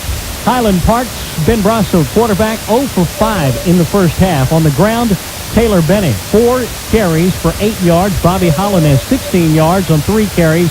Brasso has 87 yards on 9 carries. He's been the horse in the first half. Warren Lee came in to spell base, carried twice at 17 yards. Jake Hilton, 1 carry for 8 yards. Total yardage for Highland Park now 136 yards, and all of that coming on the ground. For Colleyville Heritage, 124 yards of total offense. They have been led by quarterback Guy Tomchek, 8-14 for 71 yards. And on the ground, leading way has been Sed Burns, who's got 4 carries for 20 yards, and Jeff Mumm, 8 carries for 20 yards and 1 touchdown. We'll take a timeout. We'll come back with the third quarter in just a moment. Picture yourself in an authentic... Known for integrity, enthusiasm, and the highest standards of professionalism, Ellen Terry has served the Dallas community since 1981. At Ellen Terry, we believe in providing the best possible service, whether you're buying or selling residential property, requiring property management, leasing, or relocation service. We'll provide first-class results. Contact Ellen Terry Realtors today at 522-3838. Since 1921, Sharp Hardware is Dallas' oldest and most complete hardware and houseware store. Sharp Hardware has served the Park City since 1942 as a place where you can get whatever you need in one quick convenience stop. Shop our store at 260 Preston Forest Village. We're happy to help you.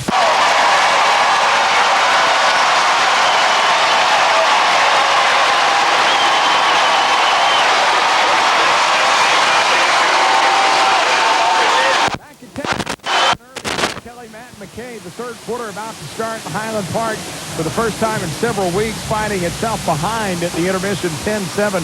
The Heritage Panthers have done a fine job in the first half of keeping the ball away from Highland Park and doing just enough to go on top. And, of course, the field goal by Stevens is the difference in the game right here.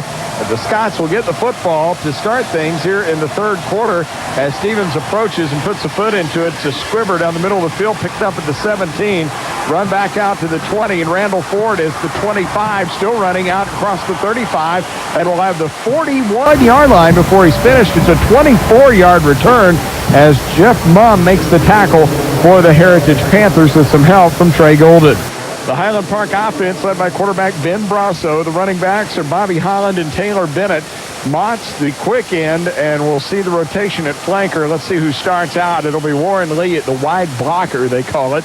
Jimmy Crane, the tight end, across the front. Henry Jones, Sholkoff, Moore, and Cooper. Highland Park first and 10 at the 41, 4 down linemen. They show 8 in the box, and Brasso will hand it off to the fullback, and Taylor Bennett gets knocked down after, well, really nothing doing on the play at the 41. Ryan Stevens and Mike Jeter make the tackle for the Heritage Panthers. Defensively, Gott and Stimpson are the tackles. The ends, Ford and Rigolo. The middle linebacker is Quinn. Cardillo and Stevens, who made that stop, are the outside backers. The safeties, Brandon Moody and Jeff Mumm. The cornerbacks, Jacob Luna and Mike Jeter. They actually lost a yard on that play back to the 40-yard line, so it will be 2nd and 11. 11 minutes, 15 seconds to go in the third quarter. One running back, double wing set, receiver to the left. Bring a man in motion. Brasso down the line, wants to spin back to the right, now to throw. No one open, being pressured from behind, throws deep downfield. Jump ball at the 25-yard line, and a flag is thrown. They're going to get interference on Brandon Moody.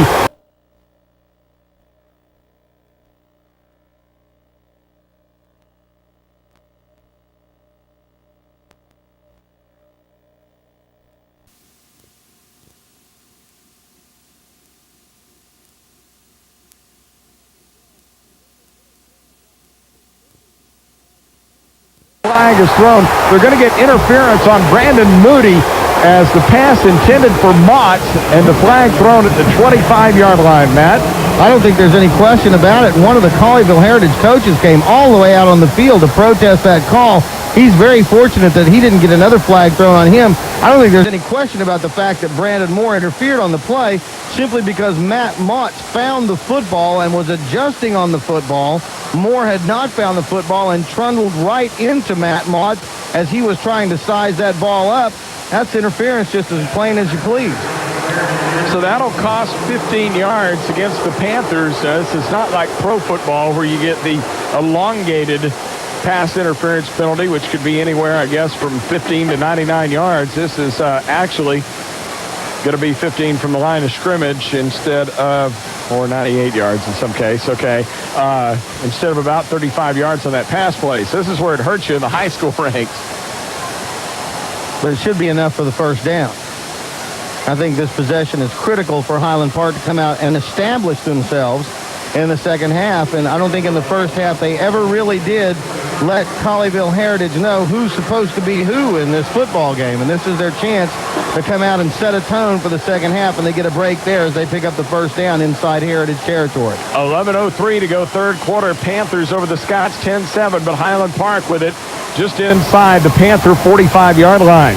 Brasso, the quarterback, double wing set. They've got Bennett in the backfield. Holland lined up at a wing to the right, bring him in motion left. Brasso opening down the line, tosses Holland outside 45, has the corner 40, and gets down to the 33-yard line before he's knocked out there. The tackle was made by Brandon Moody, but what a pitch by Ben Brasso, because he was about to be zapped, and he got a 13-yard gain out of it. You said it, Chuck. That was more like a shuttle pass than it was a pitch. Brasso probably threw that ball about 7 to 9 yards just to get it out to his pitch man, a super play, and a good run by Holland once he secured the pitch.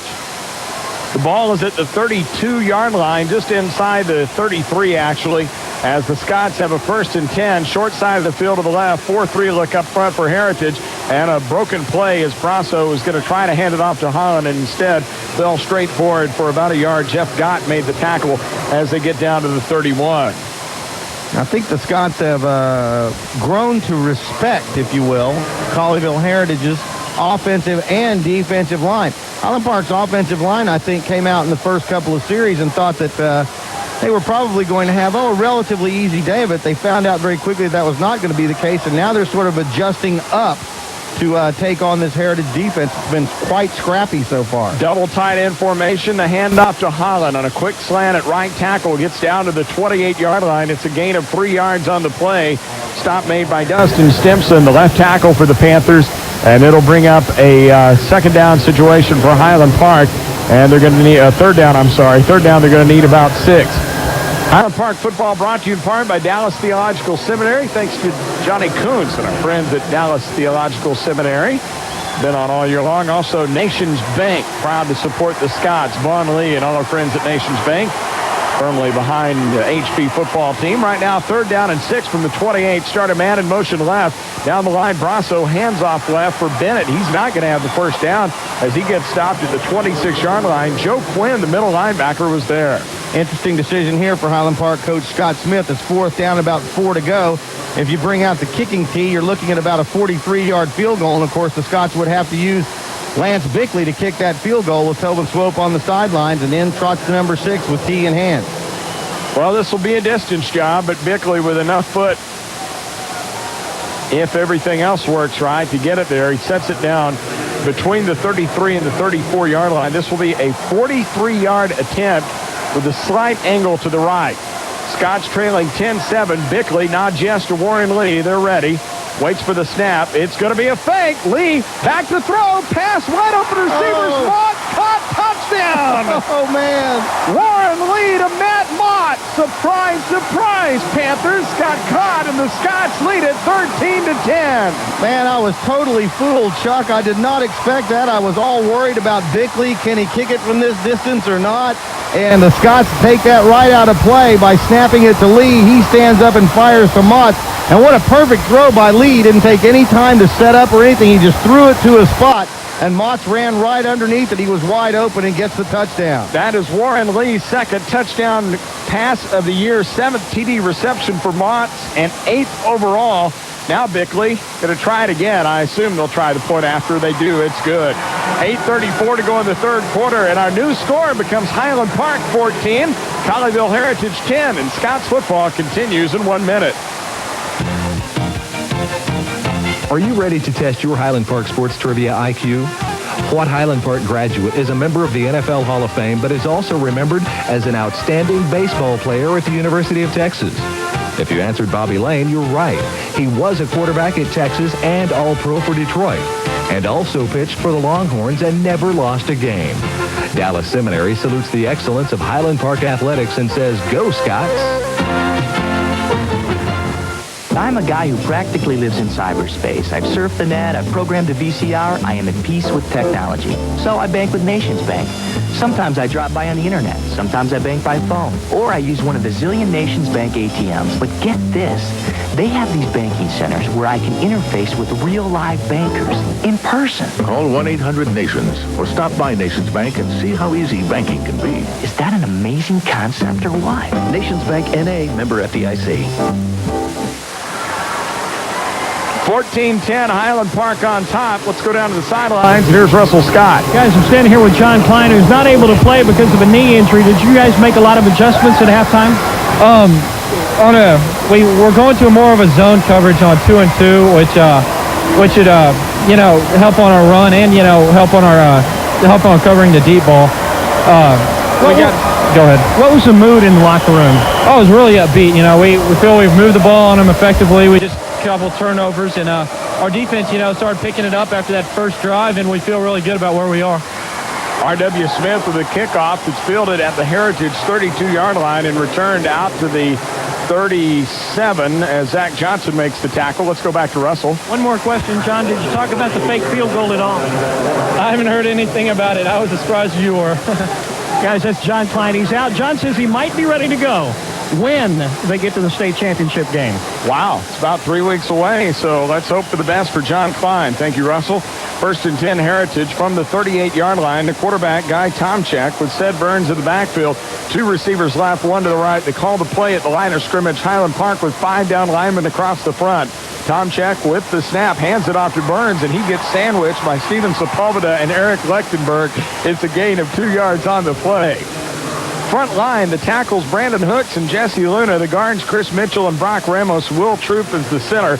The tight end is Scott Smith. The rest of the receivers, Mark McClooney, Brandon Moody, and Sean Smith. Not to be confused with Scott Smith. Not to be confused with Scott Smith. Yeah, they got one of those too. 2nd down and 9 from the 39-yard line. 2 receivers this time left, 1 to the right. Tomchek surveying the Highland Park defense, makes the call.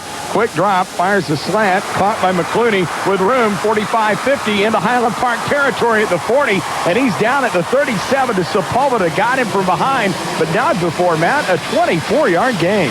Russell Aldridge tried to make a play on the ball that time, and when he did not come up with the interception, there was plenty of room to run after the catch.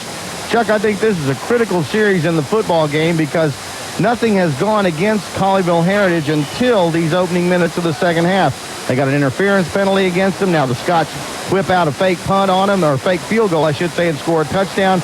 Be interesting to see how they react, and that last pass certainly helped. 3 receivers left, 1 to the right. Tomchek, no tight ends, 1 running back, Burns behind him.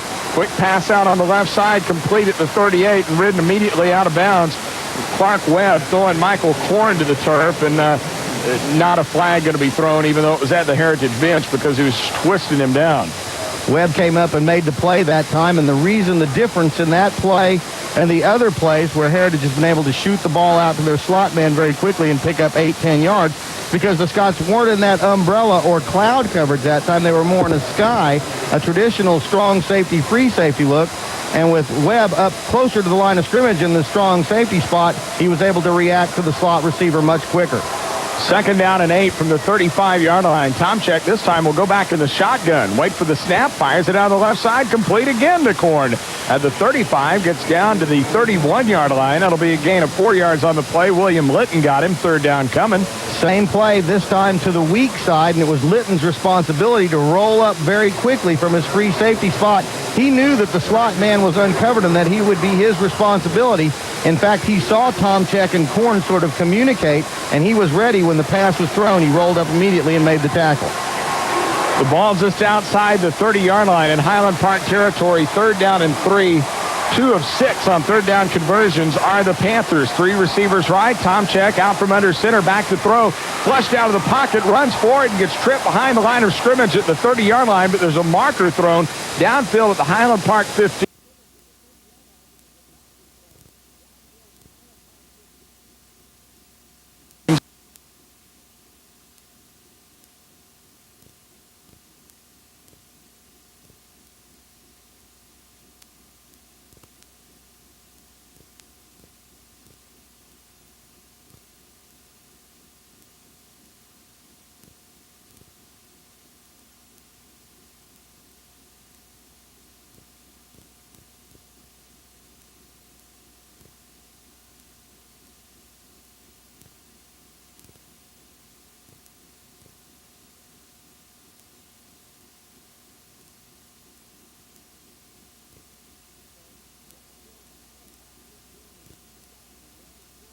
thrown downfield at the Highland Park 15. He would be stopped a yard short of the yardage necessary, and Tomczyk also down at the end of the play. But let's see where the flag is. They're actually setting it down now up around the 19. Doesn't look like good news, Matt. Yeah, that's a bad place to see a flag. If you're playing defense back in the secondary, you would have to anticipate some sort of illegal contact foul. Here's Russell Scott down on the sidelines. Guys, you had a little bit of a chicken fight between Scott Payne and Russell Aldridge down there. There was contact beyond the 10 yards, and as they started to throw the football, and I think that's what it's going to be. It's going to be illegal contact downfield. Whether they call that or interference or not, I'm not sure. Well, and they're looking at Tomczyk, who is laid out at the 30-yard line. All the Heritage trainers are out taking a look at him. It's going to be a defensive holding call against Highland Park, which will bring an automatic first down. The Heritage Panthers opened the season with 4 out of 5 wins, beating Red Oak, Cedar Hill, Ryan High School out of Denton, and West Mesquite. They lost to Mansfield the third week of the year, then opened district play by getting throttled by South Lake Carroll 50-16. That's really not that much of a slap in the face because Carroll's a pretty fine team, really. They beat Capel and Keller, then lost to Grapevine, their crosstown rival, 21-19 in a game the Mustangs had to have to continue their playoff hopes. Then they beat Fossil Ridge to get into the playoffs 16-6. In the postseason, the Panthers beat Pinkston 34-12, and last week stunned most of the people in North Texas by beating Waxahachie 27-16. They are in their third year of existence under Coach Chris Cunningham, who we can briefly say is the only coach that they've ever had, and the 36-year-old native of Garland. Well, I said that. I talked actually to his wife today, and she said, I think he was born in Garland. He grew up, kind of graduated from DeSoto, and he definitely went to Angelo State. So there. And by the way, do you know Miss Cunningham was the head cheerleader? This is our idle note of the night. She was the head cheerleader on the 1981 Lake Highlands State Championship team. How about that? She's more famous than her husband. Well, let me one up you if I can. Did you know that Chris Cunningham's younger brother is Duff Cunningham, who is the head golf professional at Texas Star Golf Course in Euless? How about that? And his father, of course, Jerry Cunningham, in the coaching profession. His record 14-18. They want to go to a state championship game and win it. They would even up the record then if they did that, even up his coaching record at 18-18. And right now they're continuing to look at the quarterback, Guy Tomczyk, as it looks like Sean Smith will come into the game. And this is really bad news because they're bringing the card out now to the 30-yard line, and that's going to certainly hurt Heritage chances with 6:37 to go here in the third period. Well, we talked just moments ago, Chuck, about how things had gone swimmingly for Colleyville Heritage through the first 2 quarters. No real setbacks, no real breaks going against them. And as we said, here in the second half, we've already seen an interference penalty lead to a Highland Park field goal, or actually a touchdown, a fake field goal that ended up being a touchdown. And now a big blow here as Tomczyk lays on the ground. They're getting out now the board off the back of the cart to try and immobilize Guy. And boy, we can't even begin to speculate what the injury could be all about. He was taken down in a big pile, and it could be anything from an ankle to a knee to a neck. And so we really don't want to guess any further about what the injury could be, but all we can tell you right now is that the card is on the field and it's serious enough to try and immobilize Guy Tomczyk, not take any chances, and get him off the field and get him. Obviously, the folks here really proud of their kids and the way they play and compete. Try just as hard to have a great season to be here, and you hate to see, as much as you hate to see a Tobin Swope or John Klein or Lewis McKnight go down and be unable to play, it's just as saddening really to sit here and watch Guy Tomczyk need such extensive medical treatment, and makes you wonder about his condition, and you feel really bad. All you can do is really feel bad for Guy Tomczyk. While we were away at break, the stadium announcer called for Guy's parents to come down. That sort of concerns you whenever that happens. But, of course, we also heard from Russell earlier that the coaches had been out talking to Guy and said that he was alert and responsive. So getting sort of mixed signals from the field, but as you mentioned last week, we had the same problem in the Mount Pleasant game when we had an injury and a broken foot and a long delay, and I really think, Chuck, that Mount Pleasant was never the same after that long delay. They saw one of their players go down. He was in extreme pain, one of their defensive leaders. Suddenly you're without him, and you have the long delay and all the sweat dried out onto the field. They've evidently got Tomczyk loaded up, and that's the reason you hear the applause from the far side. In fact, the Colleyville Heritage crowd is rising to give Tomczyk a standing ovation. I think that's well-deserved. Well, the senior quarterback, and remember, these guys 2 years ago were sophomores at a brand-new high school and just got their brains beaten out every week. Went 0-10 in 1996. These fellows have come a long, long ways, and went 5-5 last year, and of course 9-3 this year. Went 3-2 in district play and made it into the playoffs, and 2-0 here in the postseason, and trying to make it 3-0 against Highland Park this evening. I don't care what kind of fighter or battler or scrapper you are, it's got to leave a lasting impression on you to see your starting quarterback and your team leader being loaded onto a stretcher and being loaded now onto a golf cart and transported into an ambulance. Let's go to Russell. Guys, once again, I just want to reiterate that Guy was talking, was alert. He is talking to his dad right now. One of the coaches turned around to the players and said, now, we have to snap out of this. We can't let this affect us. He then turned to the cheerleaders and he told them, look, he's going to be okay. We believe everything, we have the best hopes. We need you guys now to help get the crowd back into this. So at least that's the feeling of the Colleyville coaches right now. It's a very smart move by the Colleyville Heritage coaches, and that's what we've been sitting up here talking about. You stand there and watch your starting quarterback get loaded into a golf cart. You sort of get glassy-eyed and forget your purpose and lose your focus. And that's what the coaches are trying to do right now. Get the cheerleaders focused on the crowd, get the crowd focused on the game, and perhaps that will help the players get back into the flow. A little programming note here for you Lake Highlands folks that are Tomczyk. Well, just about to point that out, Chuck, that a bunch of Stephenville fans are here on the Highland Park sideline wearing similar colors, but yet they're rattling their cans for Colleyville Heritage.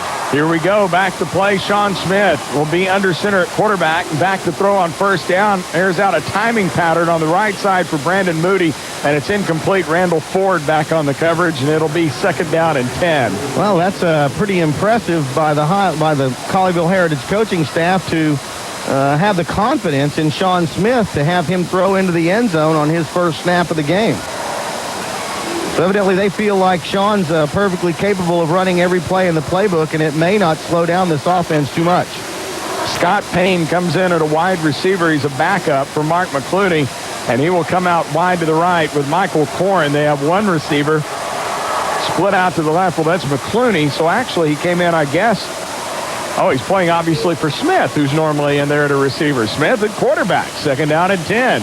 Flags fly, and that might have been something with the cadence. I think this will cost Heritage 5 yards. And that's what we talked about in the first half, Chuck, when Warren Lee came in for Brasso for that couple of plays. There weren't any problems with the cadence or guys jumping offside or miscommunication on the snap, which is something you can run into when you bring in a backup quarterback. And that's exactly what happens to Heritage here at a time when they could least afford it. 5 penalties against the Panthers for 50 yards. Highland Park has been called 5 times for 33 yards. Chuck Kelly, Matt McKay, Russell Scott here at Texas Stadium in Irving. Highland Park over Colleyville Heritage 14-10. Double wing set to the right side.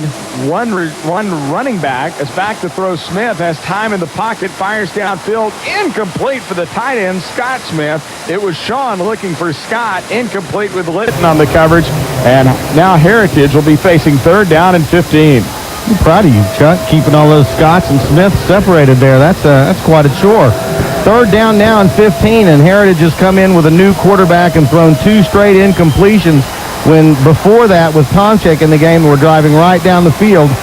Well, you have to wonder, this is going to be a big play right here. Let's just put it like that. Luckily, we don't have any Joneses, or I'd need to make up an alias. 3rd down and 15 from the 25-yard line.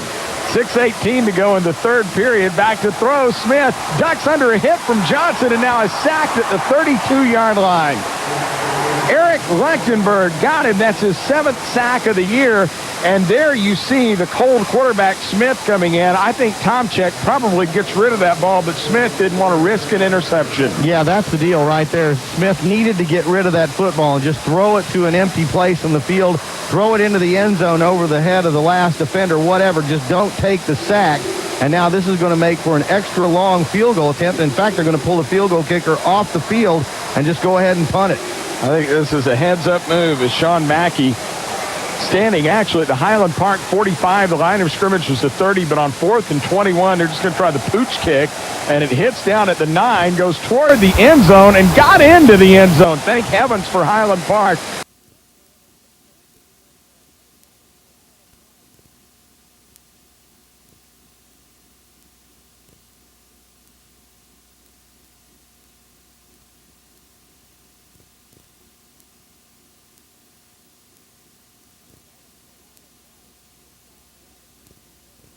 thank heavens for Highland Park. The Scots will have it 1st and 10 at their 20-yard line. 5:27 to go third quarter. Highland Park over Heritage 14-10. And now the HP offense back out onto the field as Ben Brasso ready to go to work and try to get the Scots a little insurance. I think that's a big, big point in the ball game, Chuck. As we mentioned, Colleyville Heritage moving down the field. Tomczyk gets hurt. Colleyville Heritage from the 23-yard line able to produce 2 incompletions and a sack. End up having to punt the ball when it looked like they had a sure field goal attempt coming up. That's a big turnabout. 1st and 10, down the line, handoff, running straight ahead to the 23-yard line.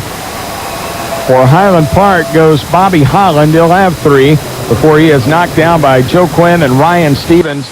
By the way, just to do a little housekeeping statistically on that last drive, under Tomczyk, Heritage moved 4 plays, 42 yards, so 10 yards per snap. With Smith in at quarterback, they lost 11 yards on the last 3 plays. That's a telling statistic. Short side left, open field to the right, 2nd down and 3 from the 23. Double wing. Start a man in motion is Highland, and Bennett has the football, has 5, has 10, and a 1st down across the 35 out to the 37. Quinn and Cordillo get him, but not before Taylor Bennett gets a Highland Park 1st down. That is their 12th of the ball game.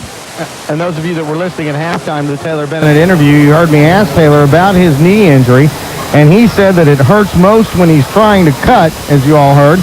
And that's the reason I think that we're seeing Taylor Bennett take the ball straight ahead into the dive hole more often tonight than we have in the past, simply because Taylor's more comfortable running the ball straight ahead. He had 9 yards before that 14-yard pickup. 1st down and 10 from the 37. This time sidelines are to the right, change the tight ends, got double tights, and Brasso gives it to Holland. We get a flag thrown right in the middle of the play as he gets to the 39. It's a gain of 2.5. But a marker right in the middle, that's usually where holding is called, as Kenny Rigolo made the tackle for the Panther defense. I like this guy's last name, R-I-G-O-U-L-A-T, Rigolo. And he is a pretty strong game, as has the entire front 4 for Colleyville Heritage. And Chuck, you were right, that flag that was thrown right in the middle of the offensive line is for a hold against Highland Park. Well, I didn't mean it. Makes you feel any better. I know you were hoping you were wrong. But by gosh, you're just right too many times, aren't you? For you folks listening to Scots football and enjoying it tonight, have been with us all year, you need to check your local listings next week. Should the Scots win, we will be on in the Metroplex, and just gonna kind of want to toy a little teaser out there. We may have a big surprise for you, so you'll certainly want to be tuned in for that, regardless of who the opponent is. It looks like it'll be at Texas Stadium here next Saturday night at 7 o'clock or thereabouts. Here's Brasso down the line on 1st down, starting to roll to the right. Now throws back on the tight end screen to Crane, and it's incomplete at the 20-yard line. Jimmy did the smart thing, went in and jumped on top of it just to make sure the ball was dead, but it was incomplete. 2nd and 20 upcoming. And Brasso is really hot with himself because he overthrew Crane out in the flat. That screen was set up beautifully. The Scots got the defense moving to the right or the offensive left, and then Brasso was going to come back and throw the throwback screen back to the right and actually just overthrew Jimmy by just a smidge, and he had 3 linemen out in front of him blocking and no Panthers over there to defend. Brasso now 0 of 6. Needs a pass here on 2nd down and 10 from the 27. Handoff on the dive play at left guard, and it will be a gain of about 4 yards on the play for Taylor Bennett as he gets up across the 30-yard line. 3:50 and the clock running here in the 3rd period. Quinn, Stevens, and Stimson all on the tackle. And the holding penalty against Highland Park on 1st down has changed Highland Park's offensive train of thought, if you will, on this series. They were moving right along and had the ability to run dive plays, keep the ball conservative and on the ground and between the tackles. And now with 3rd down and about 17 to go, you'll probably see the Scots stay conservative here, not turn over the football and try to punt it away. 3rd and 15. This is Brasso back to throw. Hit as he gets rid of it. Downfield, he's got Motts at the 48-yard line.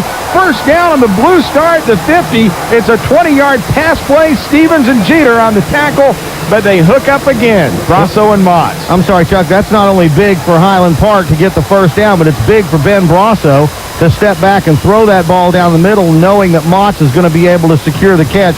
And to convert on 3rd down and 17 has to give the offense a big boost.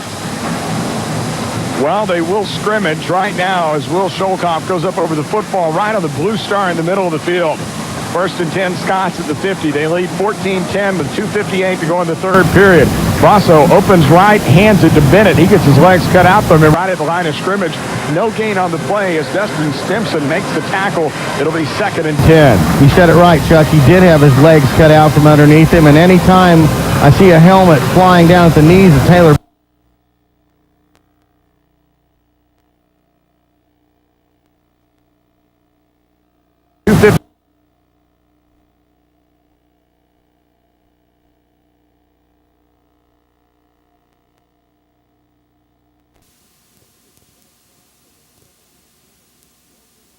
He gets his legs cut out from him right at the line of scrimmage. No gain on the play as Dustin Stimson makes the tackle. It'll be 2nd and 10. You said it right, Chuck. He did have his legs cut out from underneath him, and anytime I see a helmet flying down at the knees of Taylor Bennett, sort of makes me a little bit squeamish. And Taylor, in fact, did get up, and it looked like he's sort of wincing a little bit, sort of favoring a leg, not quite limping, but you can see that he's in there trying to shake off a little bit of pain. 2nd down, 10 yards to go from the 50-yard line. Move it just toward the right side hash from the center of the field. One man in the backfield. Brasso fakes to him. Now keeps running left at the 45. Breaks one tackle down to the 40 and gets slammed hard to the turf, but he's got a first down. Just beyond the 40 is Ricky Cardillo and Kenny Rigolo come in on the tackle. And the Scots picking up their first down, number 14 in the ball game. And credit the Highland Park offensive line down there. They're really coming off the ball well, and it seems like they've almost gotten a second wind. We talked about how they didn't get into the flow in the first half. Here in the second half, they've been able to come out and repeat snaps 4, 5, 6 times. That gets you loose. That gets the sweat flowing and gets you into the game. Richie Neerling brings in the play. 1st and 10 at the Heritage 40-yard line. Brasso counter option comes left. Has a trail back behind him. Tosses to Bennett, and he gets ridden down out of bounds hard at the 34. It's a gain of 6. Nick Dedman came up and popped Bennett right after he got the toss.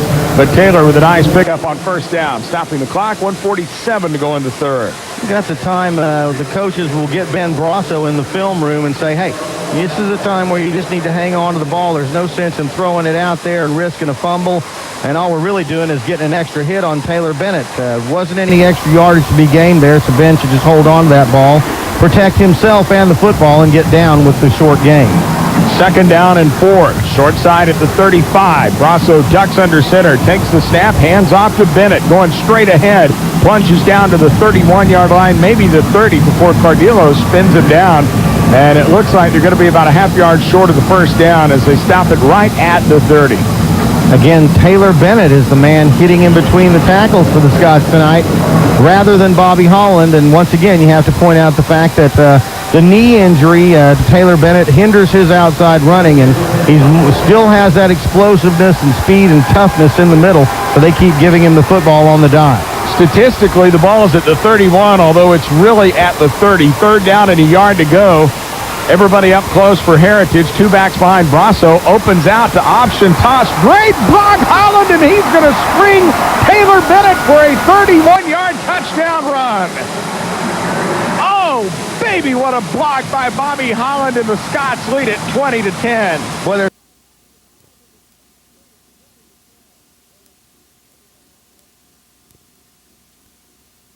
everybody up close.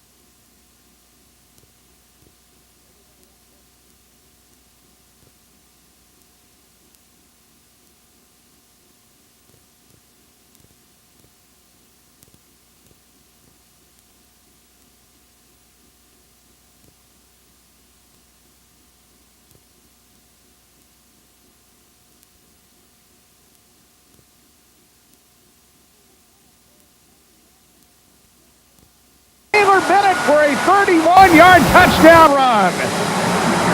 Oh, baby, what a block by Bobby Holland, and the Scots lead it 20-10. Well, there's really no analysis to add to that, Chuck. You hit it right on the head. Bobby Holland got out on the lead option that time.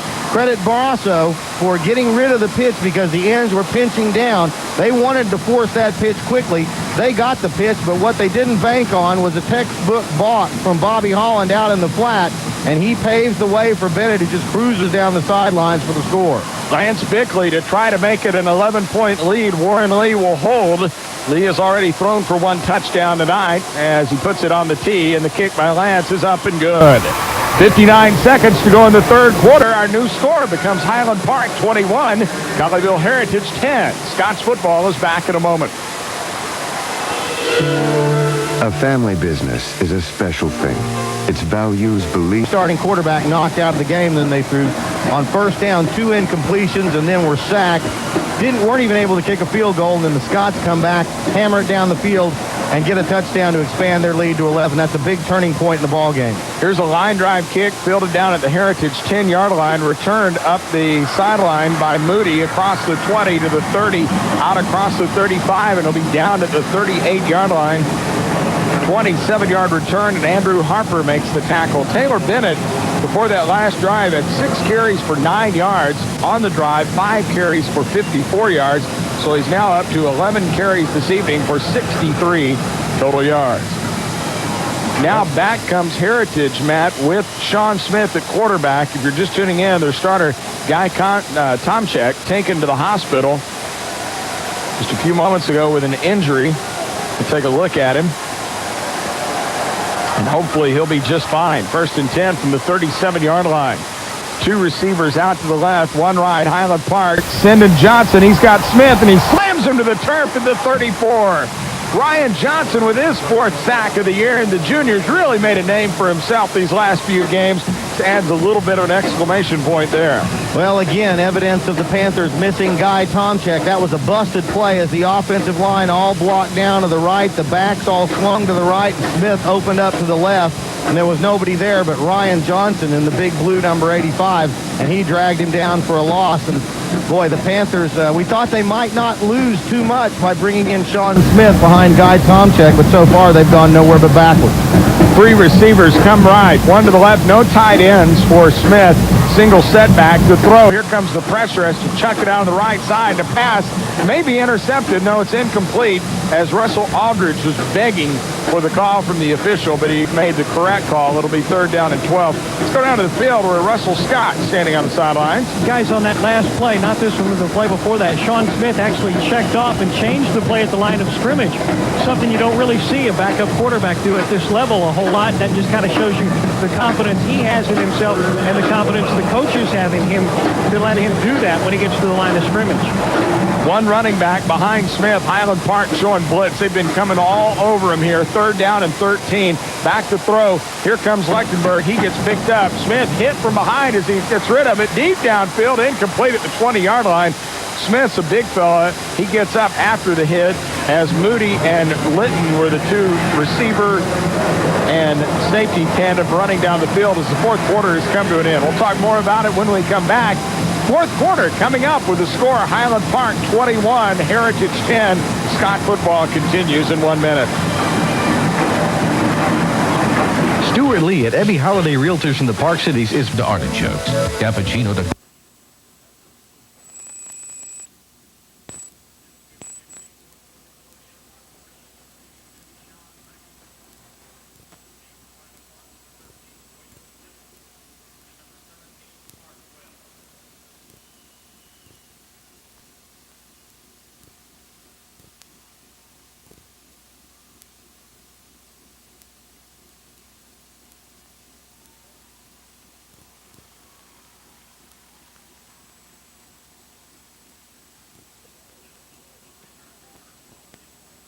turn. Chuck Kelly, Matt McKay, Russell Scott down on the sidelines. Hope you're enjoying Highland Park football tonight on K-Love, the Mighty 1190 KLUV, Dallas-Fort Worth.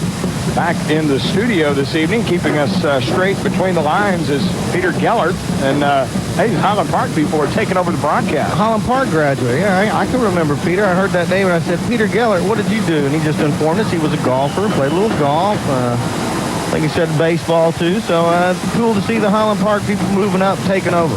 1st and 10, the ball at the 27-yard line. 2 receivers out to the left, 1 to the right. Bennett, the only running back behind Brasso, fakes to Bennett. He's going to keep running option to the left side as the 30 out to the 32, 33-yard line. Good gain of 6 yards on first down as Highland Park, this time Mr. McKay, with the tackle made by Ryan Stevens, wants to run the ball, get first downs, and unravel that clock. Right there is exactly what we want to see. I know Ben Brasso, he's been racked around here tonight pretty hard about his stuff, about as tough a defense as he has played against all year long. Actually knocked out of the game for a couple of plays in the first half. We're going to have to see Ben Brasso get tough here in the last quarter and take that ball when he sees room, protect it, get upfield, get positive yardage, and keep the clock moving. Brasso, 13 carries, 109 yards. Second down and 4 from the 33. Broken bone in the backfield. Start Motts in motion this way. Brasso pitches. Oh, it got to Matt. He's got it at the 35. He's to the 40, and he's to the 41-yard line. It's a first down for Highland Park. Moody on the tackle along with Cardillo. But I tell you what, I have no idea, Matt McKay, how that ever happened. Shades of Darian Hagan there as Brasso being brought down almost shot that pass out there like a free throw, trying to get it to Jake Helton, and he did manage to make the hookup, and that's the second time tonight that we've seen Brasso throw pitches that look more like passes. Highland Park, 1st and 10 at its own 41-yard line. Short side of the field is to the right.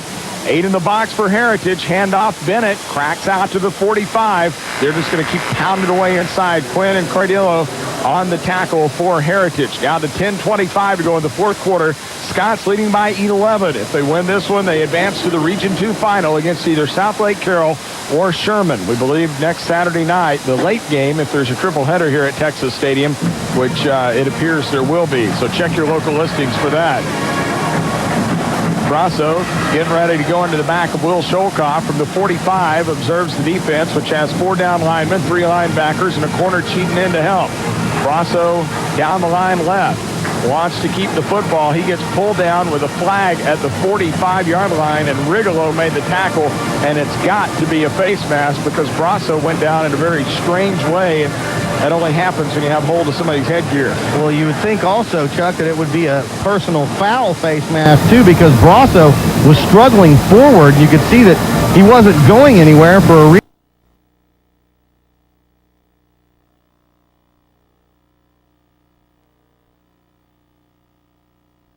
Corner cheating in to help.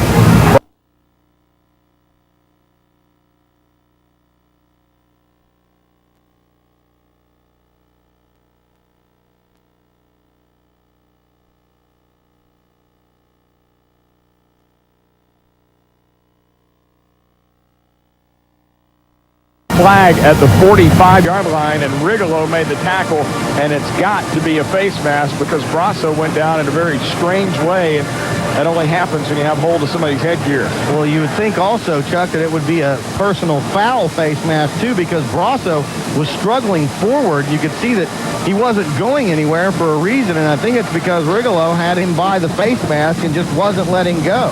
And that certainly is not an incidental face mask, at least in theory. So let's see if they give him the full 15.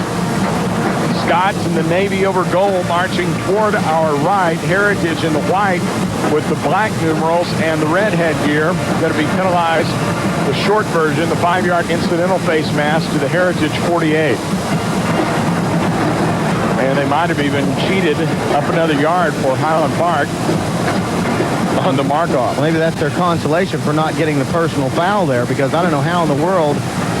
Now they moved it back a yard, so evidently they want to make things right. And looked like to me that would have been a 15-yarder the way Brasso was brought down, but the Scots will take it. Leaves them about a half yard short of a first down. Second down is the call. Of course, it'll be 2nd and 1, but there's no way it's a full yard as it's at the 49 in Heritage territory. Both teams with their full complement of timeouts remaining 3 aside. 9:45 and the clock running as Brasso calls his team to the line of scrimmage. 2nd down and short. Statistically at the 50-yard line, although it's clearly at the Heritage 49. Keep the numbers straight. Holland in the backfield gets the handoff and a quick gain of big yardage inside the 45 down to the 40. It's a gain of 10 on a straight dive play. They mark him down at the 41. Quinn and Stevens are in on the tackle.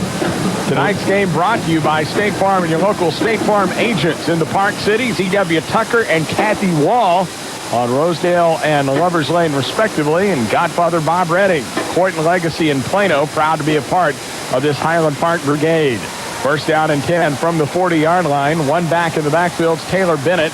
Down to 9:10 to go in the fourth quarter. Two receivers to the right as they give it on the fullback dive. Loose football. Highland Park might have just given it up. Heritage thinks they've got it as Ricky Cardillo's down on the bottom of the pile. And let's see, it is going to be Heritage football. The Scots turn it over on the fumble, and Highland Park coughs it up for the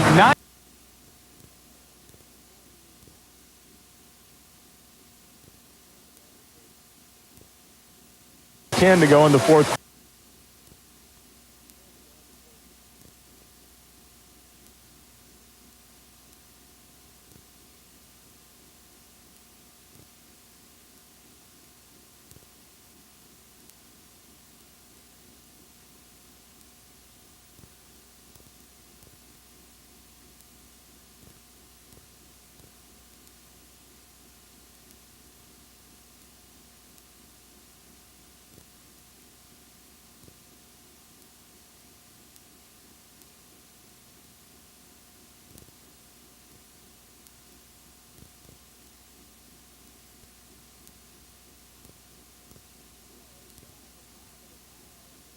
Cardillo's down on the bottom of the pile, and let's see, it is going to be Heritage football.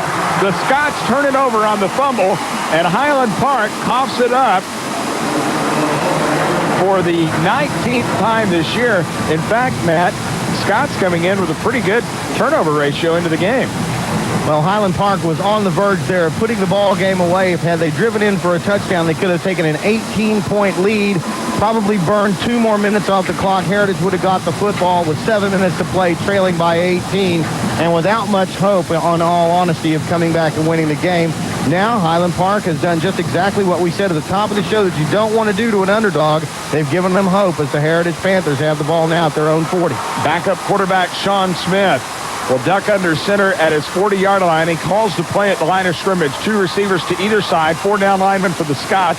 Pump fake. Now a pass over the middle. Overthrown, looking for the tight end, Scott Smith, down at the 42. In Highland Park territory, Aldridge was on the coverage. Now 0 for 5 for Sean Smith. He's having a rough start. I don't think he would, at the start of the game, if you gave him a choice between playing receiver or quarterback, would have taken quarterback. Well, I think that's part of your job description. If you're Sean Smith, though, you need to be ready to step in. You need to anticipate the fact that Guy Tomchek could get hurt. And what's happening here is Highland Park is just dumping the kitchen sink on him with blitzes from all points on the football field, trying to confuse him, trying to rush him, and they're doing a good job. 2nd and 10, man in motion to the right. 2 receivers either side. Handoff on the draw play. Big running room up the middle. Goes Mum to the 50. He's to the Highland Park 46-yard line and knocked down by Clark Webb, but not before a gain of 13. And Heritage gets a much-needed first down with 8:53 to go in the fourth quarter.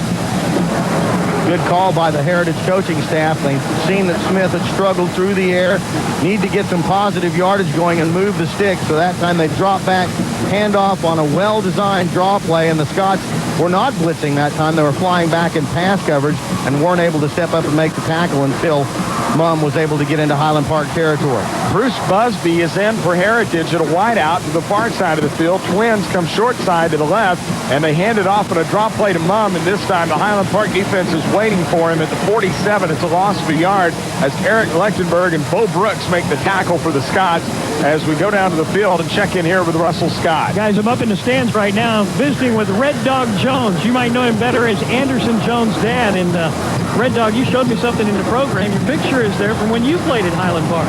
My picture's in the program, but let me tell you, Anderson Jones is far better than I ever thought about being. He's doing a great job out here. And a lot of people are proud of him, particularly his mother. That's where he got all his fight from his mother. He's a great player. She's a great mother. 2nd down and 12. The ball at the 47-yard line, and Smith takes a timeout here, and Heritage will think about it. That'll give us a chance to go back down to Russell. Now, you wore number 72, and Anderson also wears 72. Was that planned?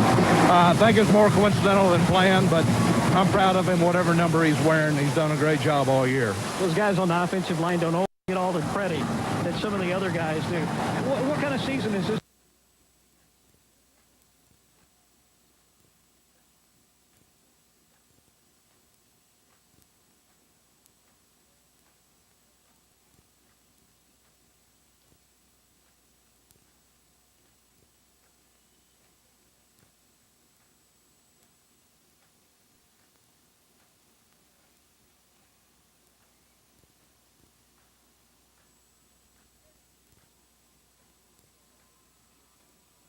E is Anderson's nickname, so they're not fooling around. They don't just stick an E on the end of your name and call that your nickname. They actually come up with stuff like Scooter and Scrappy and Red Dog and Shade Tree and all that kind of stuff. That's kind of fun. Wonder what Grandma's nickname is. Oh, I'm just loving this. Sorry, I'm at a loss for words. And that's my job. Good heavens. 2nd and 11. Heritage wanted to make sure they got this play right because they don't want to fool around with this opportunity to score points. The ball's at the Highland Park 47-yard line. 3 receivers go to the right. That's the open side of the field. 1 man in the backfield. Smith to throw. Going to try to dump a screen over the middle, and pass is caught. Horn has it inside the 30. Gets down to the 27-yard line and is knocked down there. The pass to Michael Korn and Beshara and Aldridge finally got him. It's a gain of 19 and a first down for the Panthers. Well, they called the timeout and were able to come out and execute the play, and that, of course, is the important thing. If you come out of a timeout and aren't able to execute on 2nd and long, you're looking at 3rd and long. Do you call another timeout? You're in a bad situation. Instead, they're able to convert with Korn. He's now got 6 catches for 87 yards. 47, excuse me. From the 28-yard line, 1st and 10. 3 receivers again left. Short side, looking right to throw. In trouble, Smith. Hit, breaks 2 tackles, and is sacked back at the 40-yard line. He almost got away from Bo Brooks, but Bo said,